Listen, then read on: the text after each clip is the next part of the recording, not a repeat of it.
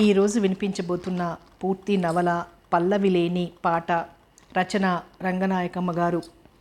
Phone గోలకి పాపాయి లేచిపోతుందనే కంగారుతో car చీకట్లో నిద్ర కళ్ళతో పద్మ చప్పున లేచి ఫోన్ ఎత్తగానే వసంత కంఠం వినబడింది. నిద్రలో కూడా పద్మ భయంగా, ఎందుకే వసు ఇంత చీకట్లో చేశావు? 4 దాటి ఉండదు, ఎందుకు అంది. వసంత నవ్వింది. 4 దాటిందిలే, అర్ధరాత్రి నుంచి కూర్చున్నాను ఫోన్తో. నువ్వు తిడతావనే ఆగాను. తిడతానని కాదులే, పాపాయి లేస్తుందని. అది పిడుగులు పడ్డా లేవదు కానీ ఒక్కోసారి ఉత్తపుణ్యానికే కెవ్వున ఏడుస్తూ లేస్తుంది. అసలు ఎందుకు ఇప్పుడు ఇంట్లో పోట్లాట? మళ్ళీ నిద్రొచ్చేస్తోంది. ఒక్క నిమిషం పద్మ, ఒక్క నిమిషం. నాకో ఉత్తరం వస్తుంది మీ ఇంటికి. నీ అడ్రస్ ఇచ్చా, జాగ్రత్తగా ఉంచు. సాయంత్రం తీసుకుంటా, సరే పడుకో. ఏం ఈ అడ్రస్ ఎందుకు? సాయంత్రం చెప్తాలే. మా వాళ్ళు నా మీద పోలీసుల్లా తయారయ్యారు. ఉత్తరం ఇక్కడికి వస్తే వీళ్ళందరూ చదివేస్తారు. చదివేశాక నీకు ఇస్తారా? ఇస్తారులే, పోట్లాటకి అదో ఆధారం కదా, తప్పకుండా ఇస్తారు. చదవనియ్యి, పోట్లాడనియ్యి. భయమా నీకు? అసలు ఉత్తరాలు నీకు నెట్లో పంపిస్తాడుగా. నా పాస్వర్డు మా వాళ్ళందరికీ తెలుసు కదా. మా తమ్ముడు పూట పూట నా మెయిల్స్ వెతుకుతూ ఉంటాడు. మా అమ్మే చూడమంటుంది వాడిని. వాడి ఇంట్లో ఉన్నాడంటే నా మెయిల్స్ వేటే. పాస్వర్డ్ మార్చుకోలేదా? లేదు ఇంకా. నా మెయిల్స్ దొరక్కపోతే అదో గోల, అనుమానంతో చేస్తారు అసలు. పాస్వర్డ్ మార్చుకున్న ల్యాప్టాప్ తెరిచానంటే పరిగెత్తుకొస్తాడు మా వాడు. వాడికి టెక్నిక్కులన్నీ నేర్పాలని వాడినెప్పుడు నా పక్కన కూర్చోబెట్టుకునేదాన్ని కదా. అదే ఇబ్బంది ఇప్పుడు నాకు. సమీర్ ఉత్తరం కనబడిందంటే వీడు పరిగెత్తుకుపోయి మా అమ్మకు చెప్పేస్తాడు. ఇక పోట్లాట మొదలు. అయ్యో పడుకో, సాయంత్రం వస్తాగా. లెటర్ జాగ్రత్త పద్మ. నేనేం తిననులే దాన్ని. అతనే ఆ ఉత్తరం నీ చేతికి ఇవ్వచ్చుగా మీ ఆఫీస్కి వచ్చి. ఏం మాట్లాడతావే తెలియనట్టు. వాళ్ళకి మాకు ఎంత దూరం? అతనికి షిఫ్ట్లుంటాయి, ఎలా వస్తాడు? అన్నట్లు నీ ఫోన్లో కూడా నెట్ వస్తుంది కదే. చెప్పాగా, మా తమ్ముడు పోలీసు చదివేస్తాడే బాబు. ఫోన్లో ఏది పంపొద్దన్నాను. నేను ఇంట్లోంచి బయటపడితేనే ఫోన్లో మాట్లాడతాను. సరేలే అయితే, ఇవాళ తప్పకుండా వస్తుందా? వస్తుంది. స్పీడ్ పోస్ట్ అది. జాగ్రత్త పద్మ. అయ్యో, మేం తినేస్తామా నీ ప్రేమలేకని? వసంత శోభ నవ్వింది. కాదు, పాపాయికి అందనివ్వకు, చింపేస్తుంది. అది సరే, పడుకో. ఇంకేం పడుకోను, ఎగిరిపోయింది నిద్ర. ఆ ఉత్తరం రాగానే నేనే చింపి చదువుతాను. ఏం మీ వాళ్ళు చదవలేదా? నన్ను అడక్కు. చదివితే చదివానని నిజం చెప్పు. ఈసారి నీ అడ్రస్ కూడా మార్చేస్తాను. లేకపోతే కోడ్ భాషలో రాసుకుంటాం. లేకపోతే సమీర్నే నా దగ్గరికి తెచ్చిమ్మంటాను. మీ ఇద్దరికీ అంత కష్టం వద్దు కానీ జాగ్రత్తగా ఉంచుతాలే. చదవను. మీ వాళ్ళు ఇంకా కులాల పాటే పాడుతున్నారా? ఎప్పటికీ అదే పాడతారు, పాడనిస్తే. మరి ఎందుకు ఇంకా ఆలస్యం చేస్తున్నావు? సాయంత్రం వస్తాగా. నేను కాసేపు నిద్రపోతాను కిందకెళ్ళి. ఇప్పుడు డాబా మీదకొచ్చి మాట్లాడుతున్నాను. మా తమ్ముడు నేను ఒక్క గదిలోనే పడుకుంటాం కదా. అక్కడ మాట్లాడితే మా అమ్మ చెవిలో చెప్పినట్టే. పద్మ నవ్వింది. సరేలే, డాబా దిగి పడుకో. నేను మొహం కడుక్కొని కాఫీ పెట్టేస్తాను. కాఫీ వాసనకే మా ఆయన లేచిపోతారు. ఆయనకి తెల్లారగట్ల కాఫీ తాగడం భలే ఇష్టం. మొహం కడుక్కునేనా? నిజం చెప్పనా అబద్ధం చెప్పనా? అబద్ధమే చెప్పు, నేను మార్చుకుంటాలే. వద్దు, నిజం చెబుతా. నేను వచ్చిన మొదట్లో మొహం కడుక్కోకుండానే తాగేవారు. నేను చాలా కంగారు పడి ఇలాగైతే నాకు నచ్చదు అన్నానే, అంతే. ఒక్కసారి మర్నాటి నుంచి అలా లేదు. నాకు తెలుసు మీ ఆయన బుద్ధిమంతుడు. ఎవరే మంచి మాట చెప్పినా చప్పున వింటాడు. మనమైతే నిజంగా అంత తొందరగా మారలేం. కిందికి వెళ్ళి ఒక్క గంట సేపు పడుకుంటానే. నాకు సాయంత్రం కాఫీయే కావాలి.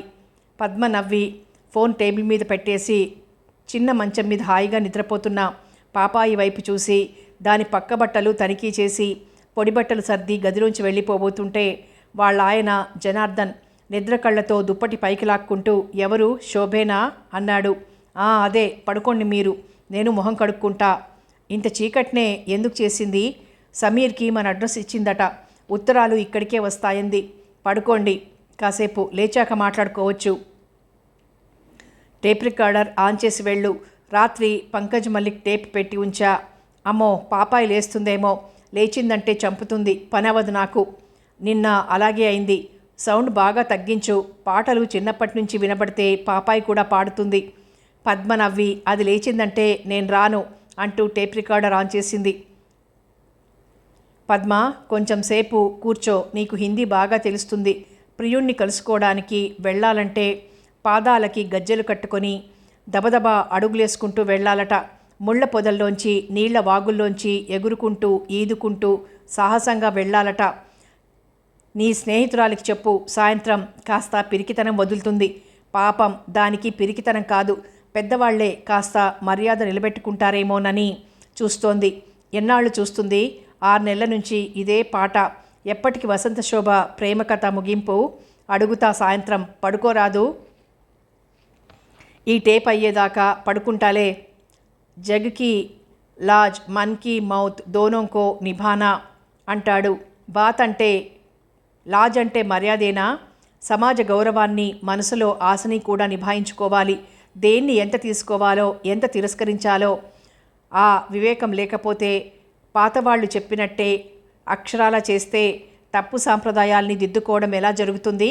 అలా అని మన కోరికలు ఎలా రేగితే అలా చేస్తే మనం కొత్త తప్పుల్లోకి పోతాం. అందుకే కదా దోనోంకో నిభానా అంటున్నాడు. ఇదేమిటి, పాట వినకుండా ఇంత లెక్చర్ ఇచ్చాను? లాయర్ల జబ్బిది అంటూ పద్మ నవ్వుతూ వెళ్ళిపోయింది. పంకజ్ మల్లిక్ ఆయి బహార్ అంటూ ప్రకృతి వర్ణనలతో కమ్మగా పాడుతుంటే పాపాయి నాన్న కూడా చల్లగా నిద్రపోయారు. జనార్దన్కి నిద్రపోతూ పాటలు వినడం వచ్చు. పద్మ వంటింట్లో చిట్టిపొట్టి పనులు చేసి కాఫీ గ్లాస్ తీసుకొని ముందు వరండాలో 4:30 గంటల కటిక చీకట్లో కూర్చుండిపోయింది. ఆలోచనలన్నీ వసంత శోభ ప్రేమగాథ మీదే. తను డిగ్రీతో ఆపేస్తే అది ఇంకా చదువుకుంది, ఉద్యోగం సంపాదించుకుంది, 25 ఏళ్లకి చేరింది. అప్పటిదాకా మగాళ్ల మొహం చూడని దాని మనసులోకి ఎవరో ప్రవేశించారు. కొన్నాళ్లకి ఇంట్లో వాళ్ళకి తన ఆలోచన కొంచెం చెప్పింది. ఒక అబ్బాయి నాకు నచ్చుతున్నాడు అన్నట్లు. వాళ్ళు వెంటనే ఏం కులం అన్నారు. అప్పటిదాకా అతని కులం గురించి అడగలేదు. అతనికో కులం ఉంటుందని గుర్తులేదు. దానికి తెల్లబోయింది. ఏమో తెలీదు అంది. అయ్యో, కులం తెలియకపోతే ఎలాగే, చెప్పేసావా అతనికి కొంపదీసి అన్నారు. చెప్పలేదు కానీ చెప్పేస్తాను అంది. అయ్యో, ఆ పని చెయ్యకు అన్నారు. అయితే నేనిప్పుడు అతన్ని నీ కులం ఏమిటని అడగాలా? నా కులం ఏమిటో అతనికి చెప్పనా అంది. అయితే ఇప్పుడు చెప్పు, కులాలు తెలియకుండా ఎలాగా? వాళ్ళది చిన్న కులమైతే అన్నారు. ఆ పూట దాకా వసంతకి కూడా కులాల్లో తక్కువలు ఎక్కువలు ఉంటాయని తెలుసు. ఎక్కువ వాళ్ళు తక్కువ వాళ్ళని చేసుకోరని తెలుసు. కానీ సమీర్ కుమార్తో పరిచయం మొదలైనప్పుడు అతను రాసిన చిన్న కవిత్వం ఒకటి చదివి ఆ పక్కనే అతని ఫోన్ నంబర్ కనబడితే సరదాగా అతనికి చేసి, మీ కవిత్వంలో ఫలానా మాటలు బాగున్నాయి, ఫలానా భావాలు బాగున్నాయి, మీరు రాసినవి ఇంకా ఉన్నాయా అని అడిగినప్పుడు, ఆ తర్వాత కూడా అతనితో మాటలు సాగుతున్నప్పుడు ఎప్పుడూ కూడా అతని కులం ఏమై ఉంటుంది అన్న ఆలోచనే రాలేదు. అవును కదా, కులాలుంటాయి అని ఇంట్లో వాళ్ళ గుర్తొచ్చాక కూడా అతన్ని అడగాలనిపించలేదు. ఇంట్లో వాళ్లతో ఏ కులమైతే ఏమిటి, అందరం మనుషులమే అంది చాలా సాదాగా, కొత్త మాటలు నేర్చుకున్నట్టు. మనుషుల మేలే, అందులోనే తేడాలున్నాయి, అడిగి చూడు అన్నాడు తండ్రి కొంచెం కోపంగా. కులమే కాదు, శాఖ కూడా మనది కాకపోతే పరువుండదు అన్నాడు కూడా. అప్పటికి మౌనం వహించింది కూతురు. నా కులం ఇది, నీ కులం ఏది అని అడగాలా అతన్ని అనుకుని చిరాకు పడింది. అతనితో పరిచయమైన కొత్తల్లో సమీరము అంటే గాలి కదా, సమీర్ కుమార్ అని పవన్ కుమార్ అని పేర్లు పెడతారు కానీ గాలి కుమార్ అని ఎందుకు పెట్టరు అంది నవ్వుతూ. అతను కూడా బాగా నవ్వాడు. మా నాన్న టీచరు, సంస్కృతం పిచ్చి, వాయుకుమార్ అని పెట్టాలనుకున్నాడట మొదట. ఎవరో చెప్పారు సమీర్ పెట్టమని, అదే నచ్చింది మా నాన్నకి. నా పేరు నాకు చిన్నప్పటి నుంచి అలవాటు కదా, నాకు నచ్చింది అన్నాడు. వసంత నవ్వి, మీ పేరు గాలికుమార్ అని పెడితే అప్పుడు అదే నచ్చేది మీకు అంది. సమీర్ కూడా నవ్వాడు. అవును నిజమే అన్నాడు. తర్వాత మీ పేరు నాకు బాగుంటుంది, వసంత శోభ. శోభ అంతా వసంత ఋతువుదే అంటారు. అది ఏ ఏ నెలల్లో వస్తుందో నాకు తెలియదు కానీ అప్పుడు చెట్లన్నీ పూలతో నిండుతాయని ఊహిస్తాను అన్నాడు. వసంత శోభ నవ్వి, పూలు బాగుంటాయి కానీ పూల కన్నా పళ్ళు కావాలి మనకి అంది. పూలు ఉంటేనే తర్వాత పళ్ళు, పూలే పళ్ళవుతాయి కదా అన్నాడు. బంతిపూల మొక్కలకి పూల తర్వాత పళ్ళు రావెందుకు అంది సరదాగానే. బంతిపళ్ళ అని నవ్వాడు. అలాగైతే మల్లెపళ్ళు, గులాబీ పళ్ళు, కనకాంబరం పళ్ళు అన్నీ రావాలి అన్నాడు. ఆ రోజుల్లో ఎప్పుడూ కులాల మాట లేదు వసంత శోభకి. అతనికి కూడా లేదేమో. తననెప్పుడూ అడగలేదు, కులాల మాటెత్తలేదు. అడిగావా అడిగావా అని ఇంట్లో వాళ్ళన్నప్పుడల్లా అడగను, అడగక్కర్లేదు అని తేల్చి చెప్పేసింది. కానీ ఒకసారి అతని ఉత్తరంలో సమీర్ కేఎండి అని సంతకం కనబడితే కుతూహలంగా కే అంటే కుమార్, ఎండి అంటే ఎప్పుడు ఇలా రాయలేదు మీరు అంది. తను దేన్ని అడుగుతోందో అప్పుడు తెలీదు. నా పూర్తి పేరది. ఎండి మా కులం పేరు. మా తాత చెప్పులు కుట్టుకుంటూనే బతికాడు. మా నాన్న టీచర్ అయ్యాడు. మా అమ్మ టైలర్ పని బాగా చేస్తుంది. నా పని అందరికన్నా తేలికైంది. అందుకే నేను ఎంటెక్ చేయగలిగాను అంటూ సమీర్ కుమార్ ఎండి అన్న వివరాలన్నీ నవ్వుతూ నిదానంగా చెప్పాడు. వింటూ అదిరిపడింది శోభ. కంగారు పడిపోయింది, నిర్ఘాంతపోయింది. ఎండి అంటే ఏదో అట్టడుగు కులం అని అర్థమైంది కానీ దాని పేరేమిటో గుర్తు రాలేదు. ఏమనాలో తోచలేదు. మాట్లాడలేకపోయింది. మీ క్యాస్ట్ ఏమిటి అన్నాడు అతను చాలా వెంటనే. మౌనంలో నుంచి హఠాత్తుగా తేరుకుంది. ఎందుకు క్యాస్ట్లు అంది నీరసంగా. ఇంట్లో వాళ్లతో అన్నట్టే. నిజమే, దండగే గాని మీకు తెలీదేమో. కులాల పేర్లు తెలిసాక స్నేహాలు ఆగిపోవడం నాకు తెలుసు అన్నాడు. స్నేహాలు ఆగిపోతే దానికి కారణం ఇంకేదో అవుతుంది, కులాలు కాదు అంది స్పష్టంగానే, అప్పటికప్పుడు తోచిన ఆలోచనతో. అయితే మీకు తెలీదు, మీరీ దేశం మనిషి కాదు అన్నాడు. అందుకు నేను సంతోషిస్తాను. కులాల దేశం నాకొద్దు అంది వెంటనే. నిజానికి అప్పటికి వసంత శోభకి ఏ కొత్త ఆలోచనలు లేవు. పరిస్థితి అలా వచ్చి అతనికి జవాబు చెప్పవలసి వచ్చి వెనక్కి తగ్గలేక కులాల దేశం నాకొద్దు అంది.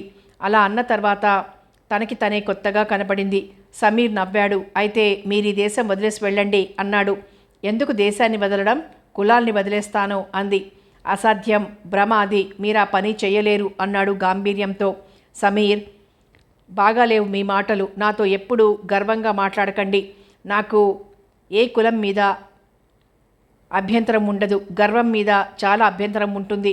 అయ్యో, అలా అనిపించిందా మీకు? సారీ వసంత గారు, వెరీ సారీ. నాకు జరిగిన అవమానాలు గుర్తొచ్చి అలా అనేశాను. మీరు ఏదో పెద్ద కులమే అనిపించింది నాకు. పెద్ద కులాల మనుషుల మీద నమ్మకం లేక అలా అన్నాను, క్షమిస్తారు కదూ.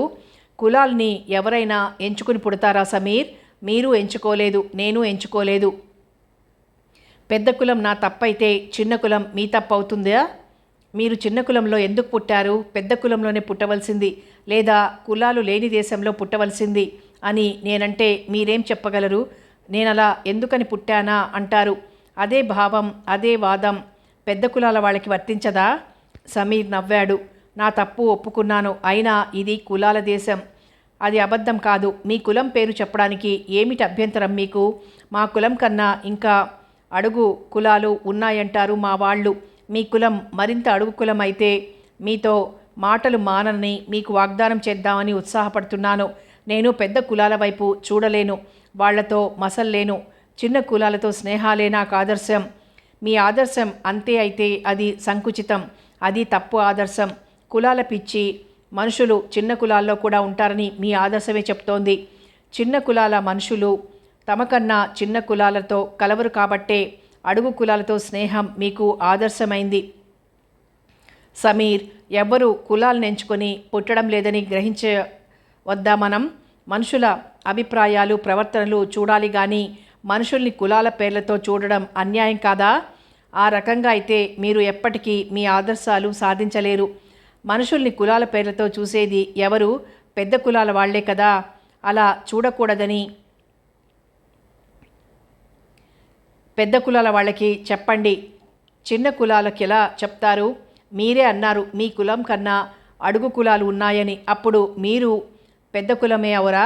మీ కులం వారు అడుగు కులాలతో కలవరు కదా. పెద్ద కులాలు నేర్చుకోవలసింది మీకు వర్తించదా? అవును, చాలా చిక్కు సమస్య ఇది. అయినా ఒక్క మాట చెప్పండి, మీరు అగ్రకులం కారు కదా. ఒక కులం అంటే అంత ద్వేషమా? మీ ఇంట్లో మీరు పుట్టినట్లు వాళ్ళింట్లో వాళ్ళు పుట్టరా? నేను ఒక ఇంట్లో పుట్టడం నా నేరమా? కానీ అగ్రకుల గ్రంథాలు చూసారా మీరెప్పుడైనా? అయితే ఆ గ్రంథాలు నేను రాశానా అంటే మీది అగ్రకులమే. ఆ పుస్తకాలు మీరు రాయకపోయినా అవి చదువుతారు, మీరు గౌరవిస్తారు వాటిని. సమీర్, అలా అనకండి, అదే వద్దన్నాను. చదవడం అన్నీ చదువుతాను, న్యాయం ఉన్న వాటినే గౌరవిస్తాను. దుర్మార్గాన్ని ఎలా గౌరవిస్తాను? కులం పేరుతో నన్ను అంచనా వేయకండి. మా పెద్దలు వేరు, నేను వేరు. నిన్నటిదాకా నాకు కులాల గురించి గొప్ప ఆలోచనలేవీ లేవు. అందరిలాగే నేను పెరిగాను. కానీ నేను పుస్తకాలు చదువుతున్నాను, ఆలోచిస్తున్నాను. గతాన్నంతా కడిగేసుకున్నంత క్షుణ్ణంగా వదిలించుకున్నానని చెప్పను, ప్రయత్నిస్తున్నాను. నాలాంటి వాళ్లతోనే స్నేహాలు నాకిష్టం. మీ పేరు చివరి కులం పేరు ఎందుకు మోస్తున్నారు? కులాన్ని వదిలించుకోవాలా, నిలుపుకోవాలా? పెద్ద కులాల వాళ్ళు పేర్ల నిండా కులాలను ఎందుకు మోస్తున్నారు? దాన్ని నేను సమర్థిస్తానా? అది తప్పని మీకు తెలిస్తే ఆ తప్పే మీరు చేస్తారా? రెండు వైపులా ఒకే రకం తప్పుంటే ఆ తప్పుని గ్రహించేవాళ్ళెవరు? సమీర్, రిజర్వేషన్లని వాడుకోండి అని ఈ పరిస్థితుల్లో అత్యవసరం. కానీ పేర్లలో కులాలుంటే మీ కులాల్ని మీరే నిలుపుకుంటున్నట్టు కాదా? కులాల పేర్లు రిజర్వేషన్ల కాగితాల్లో రాస్తే చాలదా? మీ మాటల్లో న్యాయం లేదనను, కానీ మీది చాలా పెద్ద కులమని ఊహిస్తున్నాను.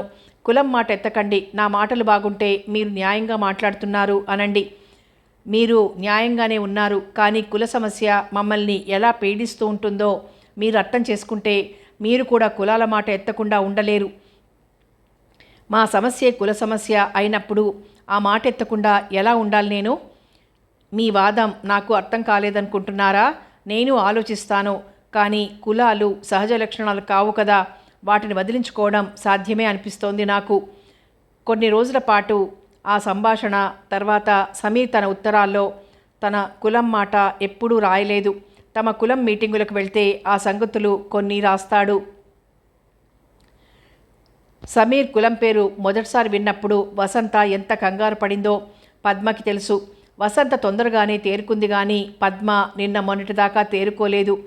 వరండా ముందు చెట్ల మీద పిట్టలు నిద్రలు లేచి అరుస్తుంటే ఆలోచనల్లోంచి పద్మ కాసేపు బయటపడింది.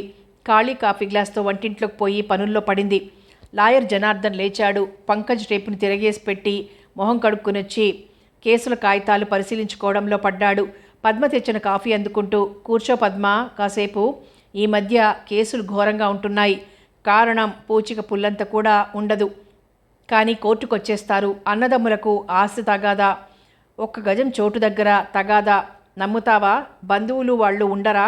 వాళ్ళని పిలుచుకొని కాస్త శాంతంగా మాట్లాడుకోకూడదు? ఈ కాగితాలు చూస్తే అసలు తప్పు అన్నదో తమ్ముడిదో తేల్చలేం. మీరు ఎవరి వైపు చేస్తున్నారు? తమ్ముడి వైపు. వీడు మరీ వెధవలా ఉన్నాడు. వీడి కేసు శుభ్రంగా పోతుందని మొదటే చెప్పాడు మా సీనియర్. అయినా ఖచ్చితంగానే ఉంటాడు. పాయింట్ ఎలా లేదో ఎంత చెప్పినా వినడే. ఆ గజం చోటు రావాలంటాడు.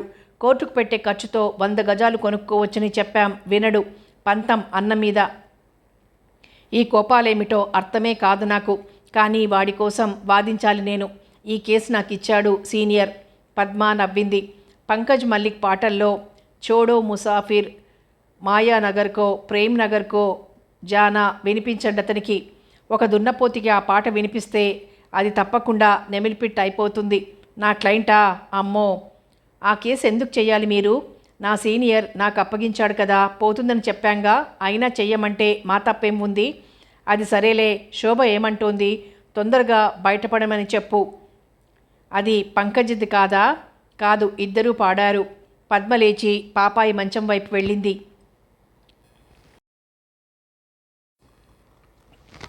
వసంతకి సమీర్ మీద ఆసక్తి పెరుగుతున్న కొద్ది రోజుల్లో దానికి పద్మ ఎంత అడ్డుపడాలని చూసిందో. సమీర్ కులం పేరు తెలిసినప్పుడు పద్మ చెవులు మూసేసుకుంది. మౌనంలో కూరుకుపోయింది. ఆ తర్వాత నుంచి స్నేహితురాలికి బోధించని రోజు లేదు. వసు, నన్నేమీ అనుకోకే, మరీ ఆదర్శాలకపోతున్నావు. మీ వాళ్ళు మంచి సంబంధాలే చూస్తున్నారు. నీకు నచ్చిన వాడినే ఎంచుకో. తెలియని కులం మనిషితో జీవితం బాగుంటుందా? ఆలోచిస్తున్నావా అసలు? అంటూ ఎన్నెన్ని మాటలు అడిగిందో. పద్మ, నీకు మా వాళ్ళకి తేడా ఏమిటి? అంది వసంత. తేడా లేదా? వాళ్ళలాగే చెప్తున్నానా నేను? వాళ్ళు మన కులమే కావాలంటారు, నేనలా అంటానా? మరీ అంత చిన్న కులమైతే కలవడం కష్టం అంటున్నాను. రెండూ ఒకటే. కానీ పద్మ, నిజం చెప్పనా? నేను నీలాగే మా వాళ్ళలాగే నాతో నేను వాదించుకుంటున్నాను. నేను నిలబడగలనా అనుకుంటున్నాను. నాకంత సంస్కారం ఉందా అనుకుంటున్నాను. కానీ పద్మ, సమీర్తో మాట్లాడుతుంటే గంటలు చాలవు, పిట్టలాగా ఎగిరి అక్కడికి వెళ్ళిపోవాలనిపిస్తుంది. లత పాడిందే ఒక పాట, పంక్ హోతేతో ఉడా తీరే అనేనా, ఆ మాటలేనా? రెక్కలుంటే ఎగిరి వచ్చేస్తాను అంటుందే, అలా అనిపిస్తుంది నాకు. ఏమిటి ఈ దూరం అనిపిస్తుంది. మేం మా గురించే మాట్లాడుకుంటామనుకోకు. ఎన్నో కవిత్వాలు, సాహిత్యాలు, ఏదేదో మాట్లాడతాం. పుస్తకాల గురించే ఎప్పుడు. నీతో మాట్లాడడం నాకెంత ఇష్టంగా ఉంటుందో, అతనితో కూడా అంత దగ్గరతనంగా, అంత స్నేహంగా, అంత ఇష్టంగా ఉంటుంది. అసలు దూరం వాడిలా అనిపించడు. శోభ, ఇవాళ ఫోనుల్లో మాటలు సరే, మెయిల్స్ సరే, రేపటి నుంచి ఎంత జీవితం ఉంది? ఇంకో సంబంధం అయితే ఎంత జీవితం ఉండదా? ఈ అడ్డగోలు వాదాలు ఎందుకు కానీ? అంత చిన్న కులం మనిషా? అవును, అంత చిన్న కులమే. మరి అతనేం చేయగలడు? అది అతని తప్ప చెప్పు? ఎవరి తప్పు కాదు. చిన్నప్పటి నుంచి మనం ఇలా పెరిగాం. కొన్ని కులాల పేర్లు వింటే ఒళ్ళు జలదరిస్తుంది మనకి. అందరం మనుషులమే, అందరం సుఖంగా బతకాల్సిందే. ఇతరుల వైపు చూడకుండా బతకగలమా? ఎవరు పాడినా వింటాం, ఎవరు ఆడినా చూస్తాం, ఎవరు రాసినా చదువుతాం. కానీ పెళ్ళి అంటే కలిసిపోయి బతకాలి కదా. పద్మ, ఒక్కటి చెప్పు, కులం కలిసి బతకడానికి మాత్రం ఎలా అడ్డు? కులం శరీరంలో ఉంటుందా? కాదు, మనసులో ఉంటుంది. మన కులం మన ఆత్మల్లో ఉంది, లేదనుకోకు. ఇది చిన్న కులం సమస్య కాదు, పెద్ద కులం సమస్య. అతను నువ్వు కలిసి బతకాలంటే అతనికేం సమస్య? అది నీకే సమస్య. చిన్న పెద్ద కలిస్తే చిన్నవాళ్ళకి సంతోషమే, పెద్ద కులం వాళ్ళు సంతోషపడతారా అని నా భయం. అలా పెంచి చచ్చారు మనల్ని. ఇది మన మనసుల్లో అంగవైకల్యం లాంటిదే. పెద్దవాళ్ళు అలా పెంచితే మనం కళ్ళు తెరుద్దాం. ఎప్పుడో జరిగింది తప్పు, మనం సరిచేద్దాం. అమ్మో, మన వల్ల అవుతుందా? మనం చేయగలమా? నా భయం కూడా అదే పద్మ, నా ఆలోచన అదే. వాదించేటప్పుడు ఏ లోపమూ ఉండదు, ఎందుకు కలవలేమనిపిస్తుంది. కానీ మళ్ళీ కలవగలమా అని ప్రశ్న. నాకంత శక్తి ఉందా అని.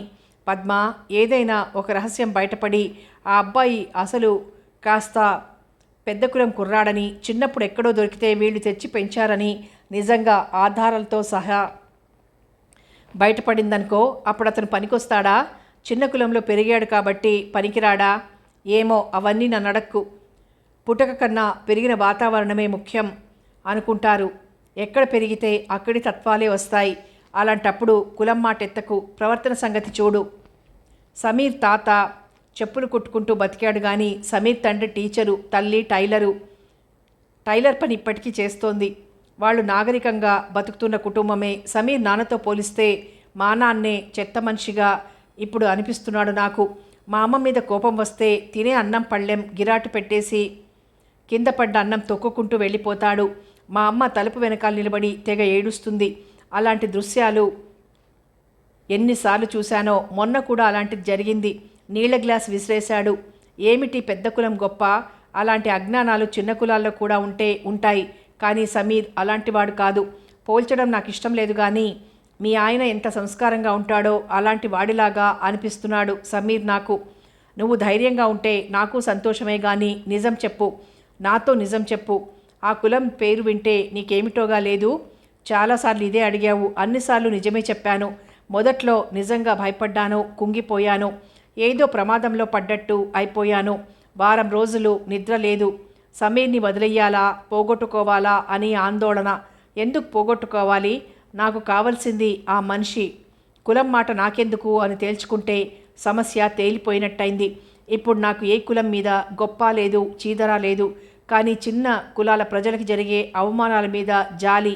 ఇదంతా పూర్వం లేదు, ఇప్పుడే ఇలాగా. ఇంకా నీకేం చెప్తాను శోభ? జాలితోన అతనంటే ఇష్టం. జాలితోటి ఆదర్శాలతోటి బతకాలనుకుంటే అది ఎన్నాళ్ళలో సాగదు. జాలి అతని మీద కాదు, ఆ కులాల బాధల మీద. నేను జాలి పడితే అది అతనికి అవమానం అవదు. నాది జాలి కాదు, ఆదర్శం కాదు, సాహసం కాదు. అతనంటే నాకు ఇష్టం. ఎందుకో మరి చాలా ఇష్టం. అతన్ని కాకపోతే ఇంకెవరిని ఇష్టపడలేను అనిపిస్తుంది. నువ్వన్నా అర్థం చేసుకో నన్ను. ఈ ఇష్టాలేమిటో నాకు తెలియవు, కానీ నువ్వు తొందరపడుతున్నావేమో అని మాత్రం అంటానే. తొందరపడకపోతే సమీర్ నాకు అందకుండా పోతే? అతనికి కూడా నీ మీద ఇష్టమైతే ఆగి ఉంటాడు, అందకుండా ఎక్కడికి పోతాడు? నా ఊగిసలాటని వదిలించుకొని నేను అతనికి స్పష్టంగా చెప్పకపోతే అతను ఆగడు. అతను చెప్పకపోతే నేను ఆగను.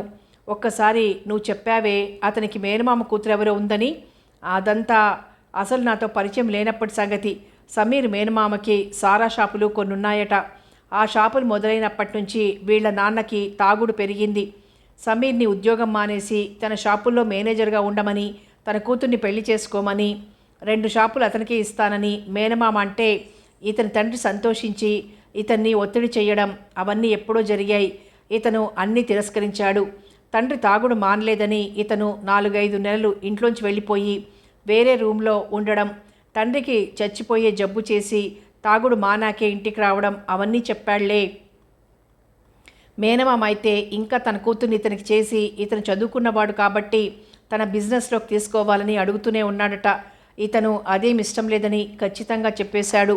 శోభ, ఇతను నిజంగా గట్టివాడిలాగే ఉన్నాడు కానీ ఇప్పుడు నాకు మరీ భయంగా ఉంది. మనం అప్పుడెప్పుడో ఒక వార్త చదివాం, గుర్తుందా?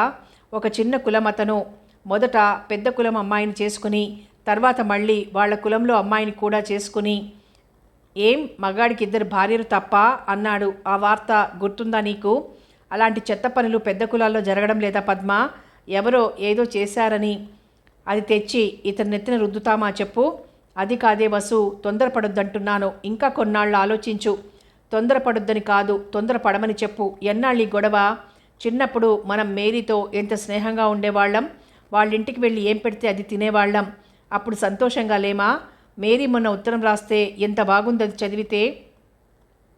మేరీ మరి ఇంత తక్కువ కులం కాదే శోభ. వాళ్ళు యాదవులో ఎవరో మతం మార్చుకున్నారంతే. మేరీ వాళ్ళకన్నా పెద్ద కులం వాళ్ళు వీళ్ళని చిన్న కులం అంటారా అనరా? ఈ చిన్న పెద్ద ఎన్నాళ్ళు? నీకు ఇంత కులాల పిచ్చుందా? ఆశ్చర్యంగా ఉంది నాకు. ఇంత ఉందని నాకు తెలీదు. నీ గురించే నా భయం. నువ్వు సంతోషంగా బతికితే మొదట సంతోషించేది మీ అమ్మ కాదు, నేనే. అందుకే కదా నీ అనుమతి కోసం ఇంత ఆరాటం నాకు. 6 నెలల నుంచి స్నేహితురాళ్ళ మధ్య రోజు ఆ వాదాలే. వంటింటి పనుల్లో కూడా పద్మ తలనిండా ఆ ఆలోచనలే. లాయర్ జనార్దన్ తన పనులు ముగించుకొని పాటలాపేసి ఎప్పుడో వెళ్ళిపోయాడు సీనియర్ ఆఫీస్కి. పాపాయికి క్రాఫ్ బాగా పెరిగిందని పద్మ చిన్న కత్తెరతో పాపాయి జుట్టు కత్తిరిస్తూ కూర్చుంది. 10 గంటలప్పుడు పోస్ట్మ్యాన్ పిలిచేదాకా వసంత శోభ తెల్లారగట్ల చెప్పిన ఉత్తరం మాటే గుర్తులేదు. పాపాయిని నేల మీద కూర్చోబెట్టి బయటికి వెళ్ళి ఉత్తరం తీసుకుంది. గులాబీ రంగు కవరు, పోస్ట్ కవర్ కాదు. వసంత శోభ, కేర్ ఆఫ్ పద్మావతి గారు. శోభ పక్కన 2 పువ్వులు కూడా. ఫ్రమ్ సమీర్ కుమార్. ముత్యాల్లా ఉన్నాయి అక్షరాలు. ఉత్తరం తీసుకుని లోపలికి వస్తుంటే ఫోను వసంత శోభ నుంచి. వచ్చిందా పద్మ? ఇప్పుడే. అడ్రస్ రాసిన అక్షరాలు ముత్యాల్లా ఉన్నాయే. ఇంత అందంగా ఎవ్వరూ రాయలేరు. నీ పేరు పక్కన 2 పువ్వులు కూడా వేశాడే. ఈ ఉత్తరం మొదట నేనే చదువుతా. శోభ నవ్వుతూ ఫోన్ పెట్టేసింది. చేతిలో కవరు డ్రాయర్లో పెట్టి పద్మ మళ్ళీ పాపాయి దగ్గర కూర్చుంది. ఒకరోజు ఏమంది వసంత ఉత్సాహంగా వచ్చి, పద్మ, మా వాళ్ల గోల ఎలా అణచాలో భలే ఉపాయం కనిపెట్టానే. సమీర్ని మన కులం వాళ్లే ఎవరైనా దత్తత చేసుకుంటే అతను మనవాడైపోడు. మా వాళ్ళు నోళ్లు మూస్తారు. మీ ఆయన్ని అడగాలని భలే ఆలోచన వచ్చిందిలే. ఆయన ఎప్పుడొస్తారు అంది కంగారుగా. పద్మ మొదట తెల్లబోయి తర్వాత బాగా నవ్వింది. దత్తత చేసుకుంటే కులం మారిపోతుందా పిచ్చిదానా? మార్చుకుంటే మతం మారుతుంది కానీ కులం మారుతుందా? అంత మార్చుకునే మార్గం ఉంటే చిన్న కులాలు ఉంటాయా? అందరినీ ఎవరు దత్తత చేసుకుంటారు? అందరినీ కాదు, ఒక్కళ్ళనైనా ఎవరు చేసుకుంటారు? ఏం జనార్దన్ గారు చేసుకోరా? నీకు తెలీదులే. ఆయన్ని రాణిని, ఆయన లాయరు, ఆయనకు తెలుస్తాయి. మీరిద్దరూ సమీర్ని దత్తత చేసుకుంటే నా సమస్య తీరిపోతుంది. నా నగలన్నీ నీకు ఇచ్చేస్తా. పద్మ బాగా నవ్వింది. నీకు బాగా పిచ్చి పట్టిందే. అసలు సమీర్ చేయించుకుంటాడో లేదో ఇక్కడ తేలకుండా అతను అడిగితే ఏం బాగుంటుంది? దత్తత చేసుకుంటే వాళ్ళకి ఆస్తి మీద వారసత్వం హక్కులు వస్తాయనుకుంటా. ఆస్తి ఉంది. మా ఆయన సంపాదన నెల నెల పుస్తకాలకి పాటల టేపులకి సరిపోదు. అబ్బా, ఎవడికి కావాలి మీ ఆస్తి? సమీర్కి కులం మారితే చాలు. సరే, ఆయన వచ్చే టైం అయిందిలే, కూర్చో. అసలు దత్తతలు మగాళ్లే చేసుకుంటారా? ఆడవాళ్ళు చేసుకోకూడదా? చేసుకునేవాళ్ళు వయసు పెద్దదిగా ఉండాలా? సమీర్ వయసు మా ఆయన వయసు ఒకటే అవుతుందేమోనే. అయితే బాగా పెద్దవాళ్ళని పట్టుకుందాంలే. అడిగినంత డబ్బిస్తే ఎవరైనా ఒప్పుకోవచ్చు. నా నగలన్నీ ఇచ్చేస్తా. నీ నగలన్నీ నాకిస్తానన్నావు, ఎవరికిస్తావే? ఎన్నున్నా ఏమిటి నీకు? ఓ బస్తాడున్నాయా? అంతలో జనార్దన్ రానే వచ్చాడు. రోజు అతను రాగానే బట్టలు మార్చుకొని మొహం కడుక్కొని వచ్చి పాపాయినెత్తుకొని, పాపాయి ఏడ్చిందా, బాగా నిద్రపోయిందా అని పద్మని అడిగి ఏదో ఒక టేప్ ఆన్ చేస్తాడు. కానీ అప్పుడు పాపాయి ఇంకా నిద్రపోతుంది. జనార్దన్ సైకిల్ టేప్ ఒకటి ఆన్ చేశాడు. కాసేపటికి పద్మతో, పద్మ, నా అభిప్రాయం తప్పేమో కానీ నాకు సైగల్ ట్యూన్స్ కన్నా పంకజ్ ట్యూన్లే బాగుంటాయి అన్నాడు. పద్మ ఆశ్చర్యపోతూ చూసి లేచి వెళ్ళి వంటింట్లోంచి మెత్తని పకోడీలు కాఫీలు తెచ్చింది. వసంత మీతో ఏదో మాట్లాడాలని వచ్చింది, కాసేపు అది ఆపండి బాబు అంది. వసంత శోభ సమీర్ కుమార్ ఎండీని పెళ్లి చేసుకోవాలనుకుంటున్నప్పటి నుంచి వసంత మీద గౌరవం పెరిగింది జనార్దన్కి. పద్మతో కూడా నీ స్నేహితురాలికి అడ్డాలు పెట్టకు సుమా అంటూనే ఉన్నాడు. అదంతా తెలుసు వసంతకి. నాతో మాట్లాడాలన్నా? ఏమిటి శోభ, ఏమిటది అంటూ పాట ఆపేసి వచ్చి కూర్చున్నాడు పద్మ పక్కన. వసంత మౌనంగా ఉండిపోతే పద్మే మొదలుపెట్టింది. దత్తత చేసుకుంటే కులం మారుతుందా అని అడుగుతోంది వసంత. దత్తత అంటే ఇది మరీ బాగుంది. పిల్లలు లేని వాళ్ళు ఇతరుల పిల్లల్ని దత్తత చేసుకోరు. అదా గుర్తొచ్చింది. ఇప్పుడెందుకని సమీర్ని మీరు దత్తత చేసుకుంటే అతని కులం మారుతుంది. మనం ఇద్దరం పీటల మీద కూర్చుని అతన్ని దత్తత చేసుకుందాం. వసంతకి సమస్య తీరుతుంది. జనార్దన్ వసంతతో చనువుగానే మాట్లాడతాడు. మీరిద్దరూ మంచి స్నేహితులు అంటాడు పద్మతో. వసంతను ఆశ్చర్యంగా చూస్తూ, నిజమేనే శోభ, నువ్వు అలా అనుకుంటున్నావా అన్నాడు. వసంత కొంచెం నవ్వింది. దత్తతతో కులం మారదంటోంది పద్మ. మారదా అండి? మారితే మాత్రం అలా మార్చాలా? అతన్ని చిన్న కులంలో ఉండగా పెళ్లి చేసుకోలేవా? నా కోసం కాదండి, మా వాళ్ల గోల తప్పుతుందని. మీ వాళ్ల గోలకి అంత విలువిస్తావా? కులాన్ని మార్చితే అది కులాల్ని వదిలినట్టు అవుతుందా? వసంత మళ్ళీ నవ్వింది. నిజమే గాని అసలు దత్తతతో కులం మారుతుందా అది చెప్పండి. నాకు సరిగ్గా తెలియదు కానీ మారదనుకుంటా. ఉండు, మా సీనియర్ కొండలరావుని అడుగుతాను.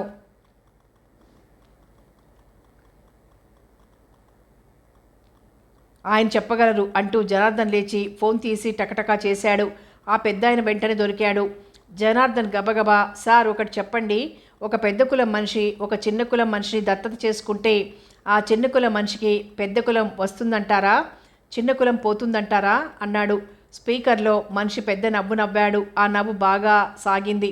నా ప్రాక్టీస్లో నేను ఇప్పటివరకు అది వినలేదు అన్నాడు. మీరు వినకపోయినా చట్టాల ప్రకారం అది జరుగుతుందంటారా? కుల విధానం అనేది సోషల్ సిస్టమ్, అది మారేదేమిటయ్యా? కులాన్ని మార్చే చట్టాలేం ఉన్నాయి? అసలు ఎందుకు అది నీకు? నువ్వు ఎవరిని దత్తత చేసుకుంటావు? నీకో కూతురున్నట్టుందే. ఒక చర్చ జరుగుతోంది లేండి, కులం మారుతుందా లేదా అని అనుమానం వచ్చింది. అదేం జరగదు. ఒక క్షవరాల మనిషిని పూజలు చేయించే ఒక పేద పెద్ద కులం వాడు దత్తత చేసుకుంటాడనుకో, క్షవరాల మనిషి ఆ తర్వాత కూడా క్షవరాల పని చేస్తాడా? పూజలు చేయిస్తాడా? పూజలు చేయించడం కన్నా క్షవరాల పని ఎంతో ఉత్తమం సార్. అసలు ఆ పూజలు మనిషినే క్షవరాల మనిషి దత్తత చేసుకొని అతనికి క్షవరాల పని నేర్పాలి. ఫోనులో కంఠం పెద్ద నవ్వుతో అంతమైంది. వెంటనే ఇంకెవరికో కూడా ఫోన్ చేశాడు. అదే ప్రశ్న అడిగాడు. దత్తత ప్రశ్న. అబ్బే అలా జరగదు. దత్తత చేసుకుంటే ఆస్తి మీద వారసత్వం హక్కు ఏర్పడుతుంది కానీ కులం మారేదేమిటి? దట్ ఈజ్ సోషల్ కస్టమ్ అనేసి ఫోన్ పెట్టేశాడా మనిషి. వసంత శోభతో పాటు పద్మ కూడా మౌనంలోకి జారిపోయింది చాలాసేపు. కొంచెం తేరుకుంటూ, పోనీ అలా జరిగినా బాగుండును అంది. స్నేహితురాలికి సమస్య తప్పుతుందని. జనార్దన్ కొంచెం కోపంగా చూశాడు. ఏమిటి పద్మ బాగుండేది? చిన్న కులం పెద్ద కులంగా మారితే బాగుండేదా? పెద్ద అనేది ఉంటే చిన్న కూడా ఉన్నట్టేగా. కులం పేరు మారాక పనికి వచ్చే మనిషి ఆ పేరు మారకముందు పనికిరాడా?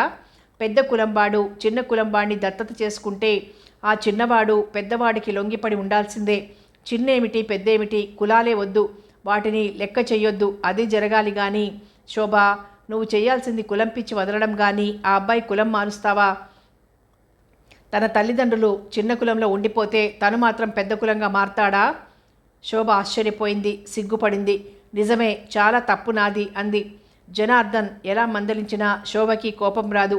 చిన్న నవ్వుతో అతని మాటలు అర్థం చేసుకోవడానికే ప్రయత్నించి నెమ్మదిగా అంది. అది సాధ్యమా అని అడగాలనిపించి అడిగానంతే. నాకు ఇంకో ఆలోచన కూడా వచ్చింది. అది తప్పే.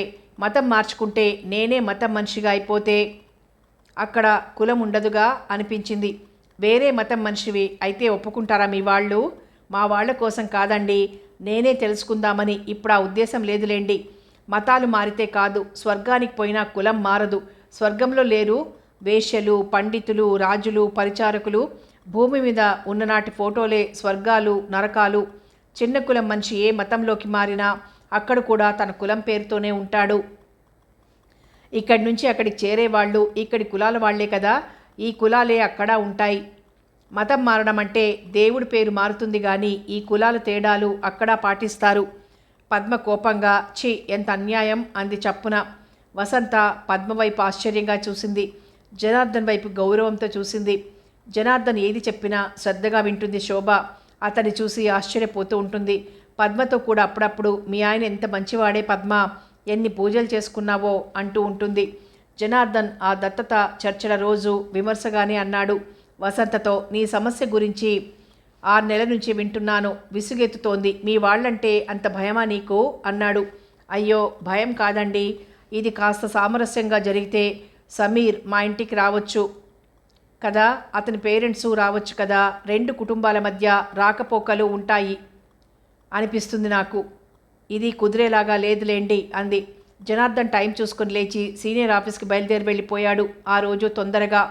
వసంత చిరునవ్వుతో అంది పద్మతో, మీ ఆయన మృదువైన వాడు, ఇవన్నీ చూశానే, నాకు అలాంటి మనిషిని వెతుక్కుని చేసుకోవాలనిపించింది. సమీర్ ఇలాంటి వాడే అనిపిస్తుంది నాకు. ఎప్పుడు మాట్లాడినా అతను పుస్తకాలతో, మీటింగులతో, ఉద్యమాలతో చాలా ఉత్సాహంగా ఉంటాడు. అప్పుడు అడిగింది పద్మ కొత్త మాటలాగా. 100 సార్లు అడిగిందే, అతనికి నీకు తిండి సంగతి ఎలా కలుస్తుందే? అబ్బా ఎన్నిసార్లు అడుగుతావు, పాపం చెప్పాడు కదా నాకు ఆ ఇబ్బంది లేకుండా చూస్తానని. జనం ఇంగ్లీషు దేశాలకి ఎగబడిపోతున్నారు. అక్కడ అన్ని రకాల వాళ్ళు పక్కన కూర్చొని తినడం లేదా? వీళ్లే అన్నీ తింటారు.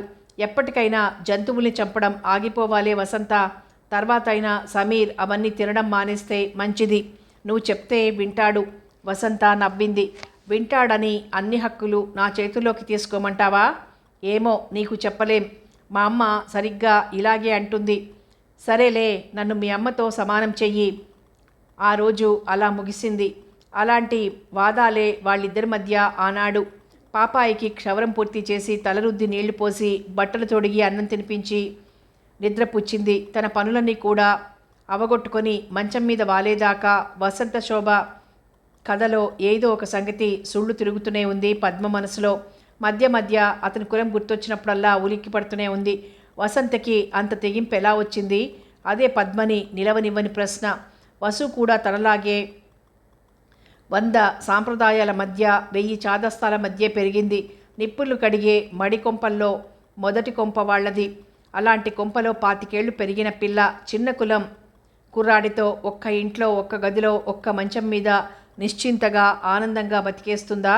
అడిగితే అతని మీద నాకిష్టం అంటుంది. ప్రేమ అని దాని నోటితో అది అనలేదు కానీ ప్రేమ అది.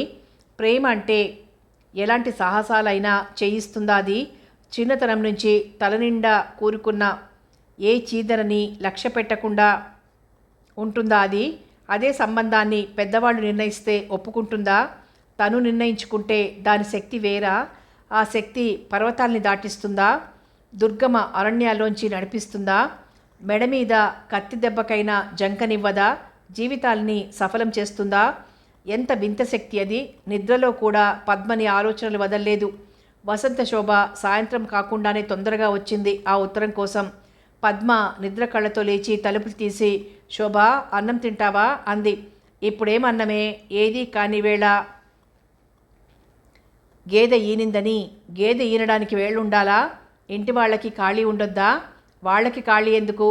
గేదె ఈనుతుందా, వాళ్ళు ఈనుతారా? వసంత బాగా నవ్వింది. నిద్రపోతున్నావా? తెల్లారగట్ల లేచావు కదా, పడుకో కాసేపు. కాఫీ నేను పెడతాలే. ఇవాల్టి పేపర్ ఇయ్యి, నిన్న చూడలేదు నేను, అది కూడా ఇయ్యి. పేపర్లెందుకు, నీ ఉత్తరం ఉందిగా అంటూ పద్మ డ్రాయర్లోంచి ఆ కవరు తీసి ఇచ్చింది. వసంత శోభ చిరునవ్వుతో మౌనంగా ఆ కవర్ అందుకుంది. కవర్ మీద రాతలు చూసింది. చూస్తూ అలాగే నిలబడింది. ఆ కళ్ళల్లో ఏదో మార్పు జరిగింది. చిరునవ్వుతో ఆ మొహం కళకళ్లాడింది. ఆ ఉత్తరాన్ని అలా చూస్తూనే ఉండిపోయింది. ఆ వసంత ఎవరో తనకి తెలియని మనిషిలాగా అనిపించింది పద్మకి. వసంత మొహమంతా శోభ, వసంత శోభ.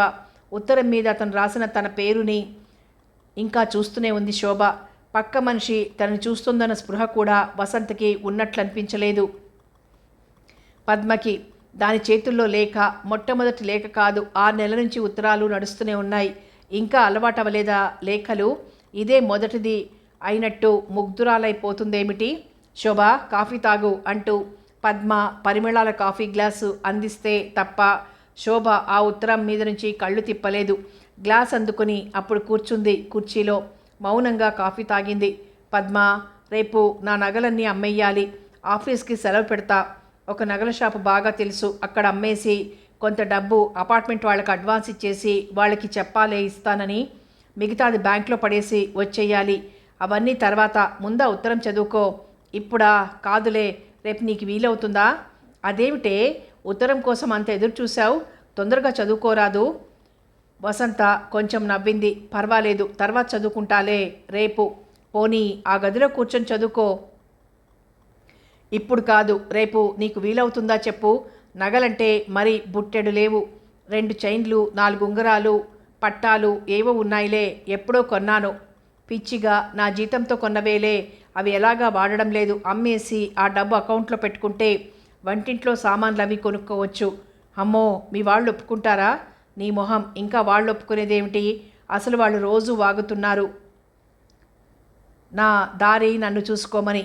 మన ఇంట్లో పని చేయడానికి కూడా పనికిరాని కులంవాడిని ఇంటి అల్లుడుగా తీసుకొస్తావా?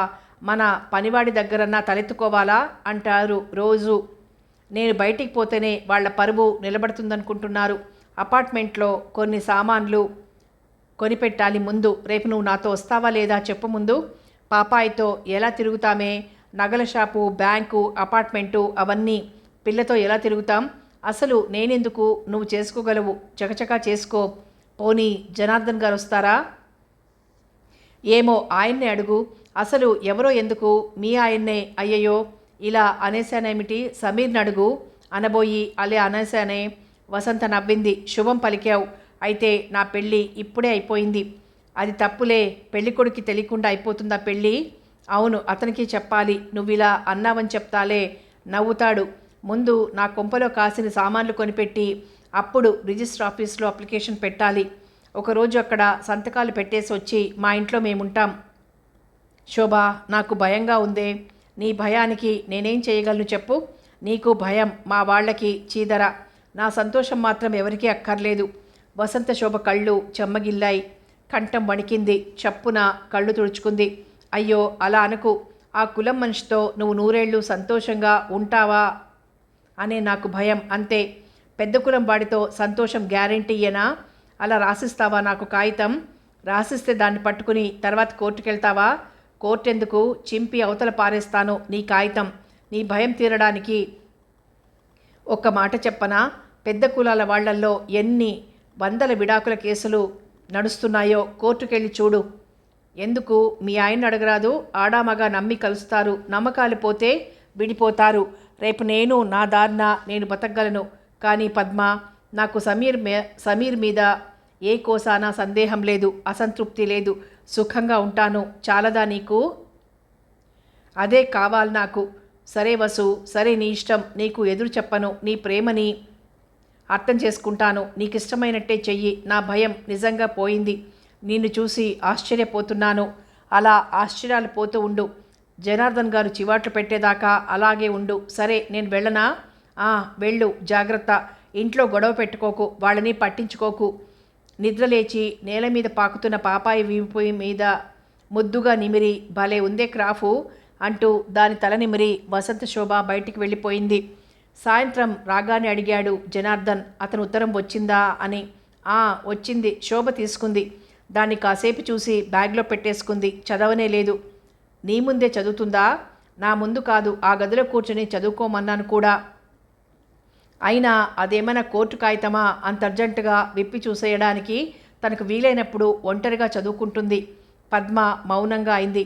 ప్రేమలేఖని చదువుకునే విధానం కూడా తనకి తెలియలేదన్నమాట. జనార్దన్ కూడా ఇంకేమీ అనలేదు. రోజులాగా రాగానే టేపు పెట్టలేదు.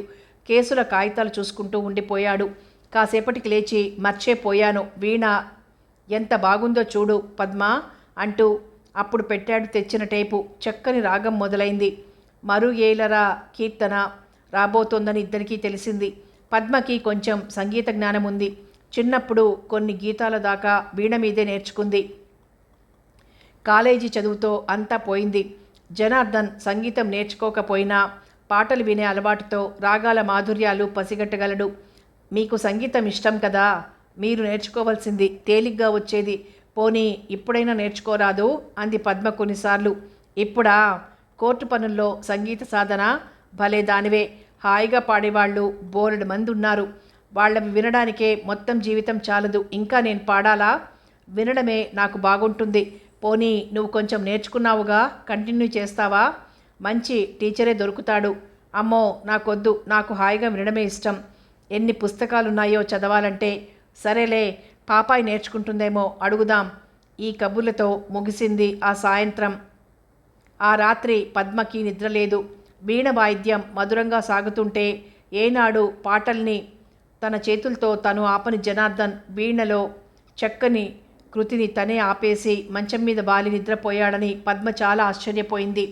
పాపాయి పిచ్చి తల్లి, దానికి పేచీలు తెలివు. నీళ్లు పోస్తుంటే నీళ్లతో ఆడుకుంటుంది, అన్నం తినిపిస్తుంటే అన్నం మెతుకులతో ఆడుకుంటుంది. 2 బొమ్మలు పడేస్తే బొమ్మలు నేల మీద అరగదీస్తూ ఆడుకుంటుంది. తల్లిని మించిన తండ్రిని మించిన మెత్తన అది. రోజు రాత్రిలాగే కడుపు నిండా నేతి అన్నం ముద్దలు తినేసి నిద్రపోయింది గాఢంగా. గది నిండా నిశ్శబ్దం పేరుకుపోతే పద్మ ఆలోచనలు అన్నీ మేల్కున్నాయి. తలెత్తిన ప్రశ్నలు తలదించలేదు. ప్రేమ అంటే ఏమిటి? దానికి ఎంత శక్తి ఉంటుంది? కన్న తల్లిదండ్రుల్ని, పసితనం నుంచి పెరిగిన కుటుంబాన్ని, ఏళ్ల కొద్దీ నమ్మిన నమ్మకాల్ని, పెద్దలెందరో బోధించిన బోధనల్ని, ప్రతి ఒక్కదాన్ని చిరునవ్వుతో తోసేసే శక్తినిస్తుందా అది? అనే సందేహాలు, అనే ఆలోచనలు. చేతికందిన ఉత్తరం చూసి శోభ ఎలా అయిపోయింది? ఆ మొహంలోకి హఠాత్తుగా దీపం వెలిగినట్టు ఎంత వెలుగొచ్చింది! ఎన్నడూ చూడలేదు ఆ కోలమొహంలో ఆ శోభని. ఆ కళ్ళు ఎలా మెరిశాయి! ఆ దృశ్యమే పద్మ కళ్ళల్లో నిలిచిపోయింది. అది ప్రేమ? తనకి అలాంటి ఉత్తరం ఎప్పుడైనా తెలుసా?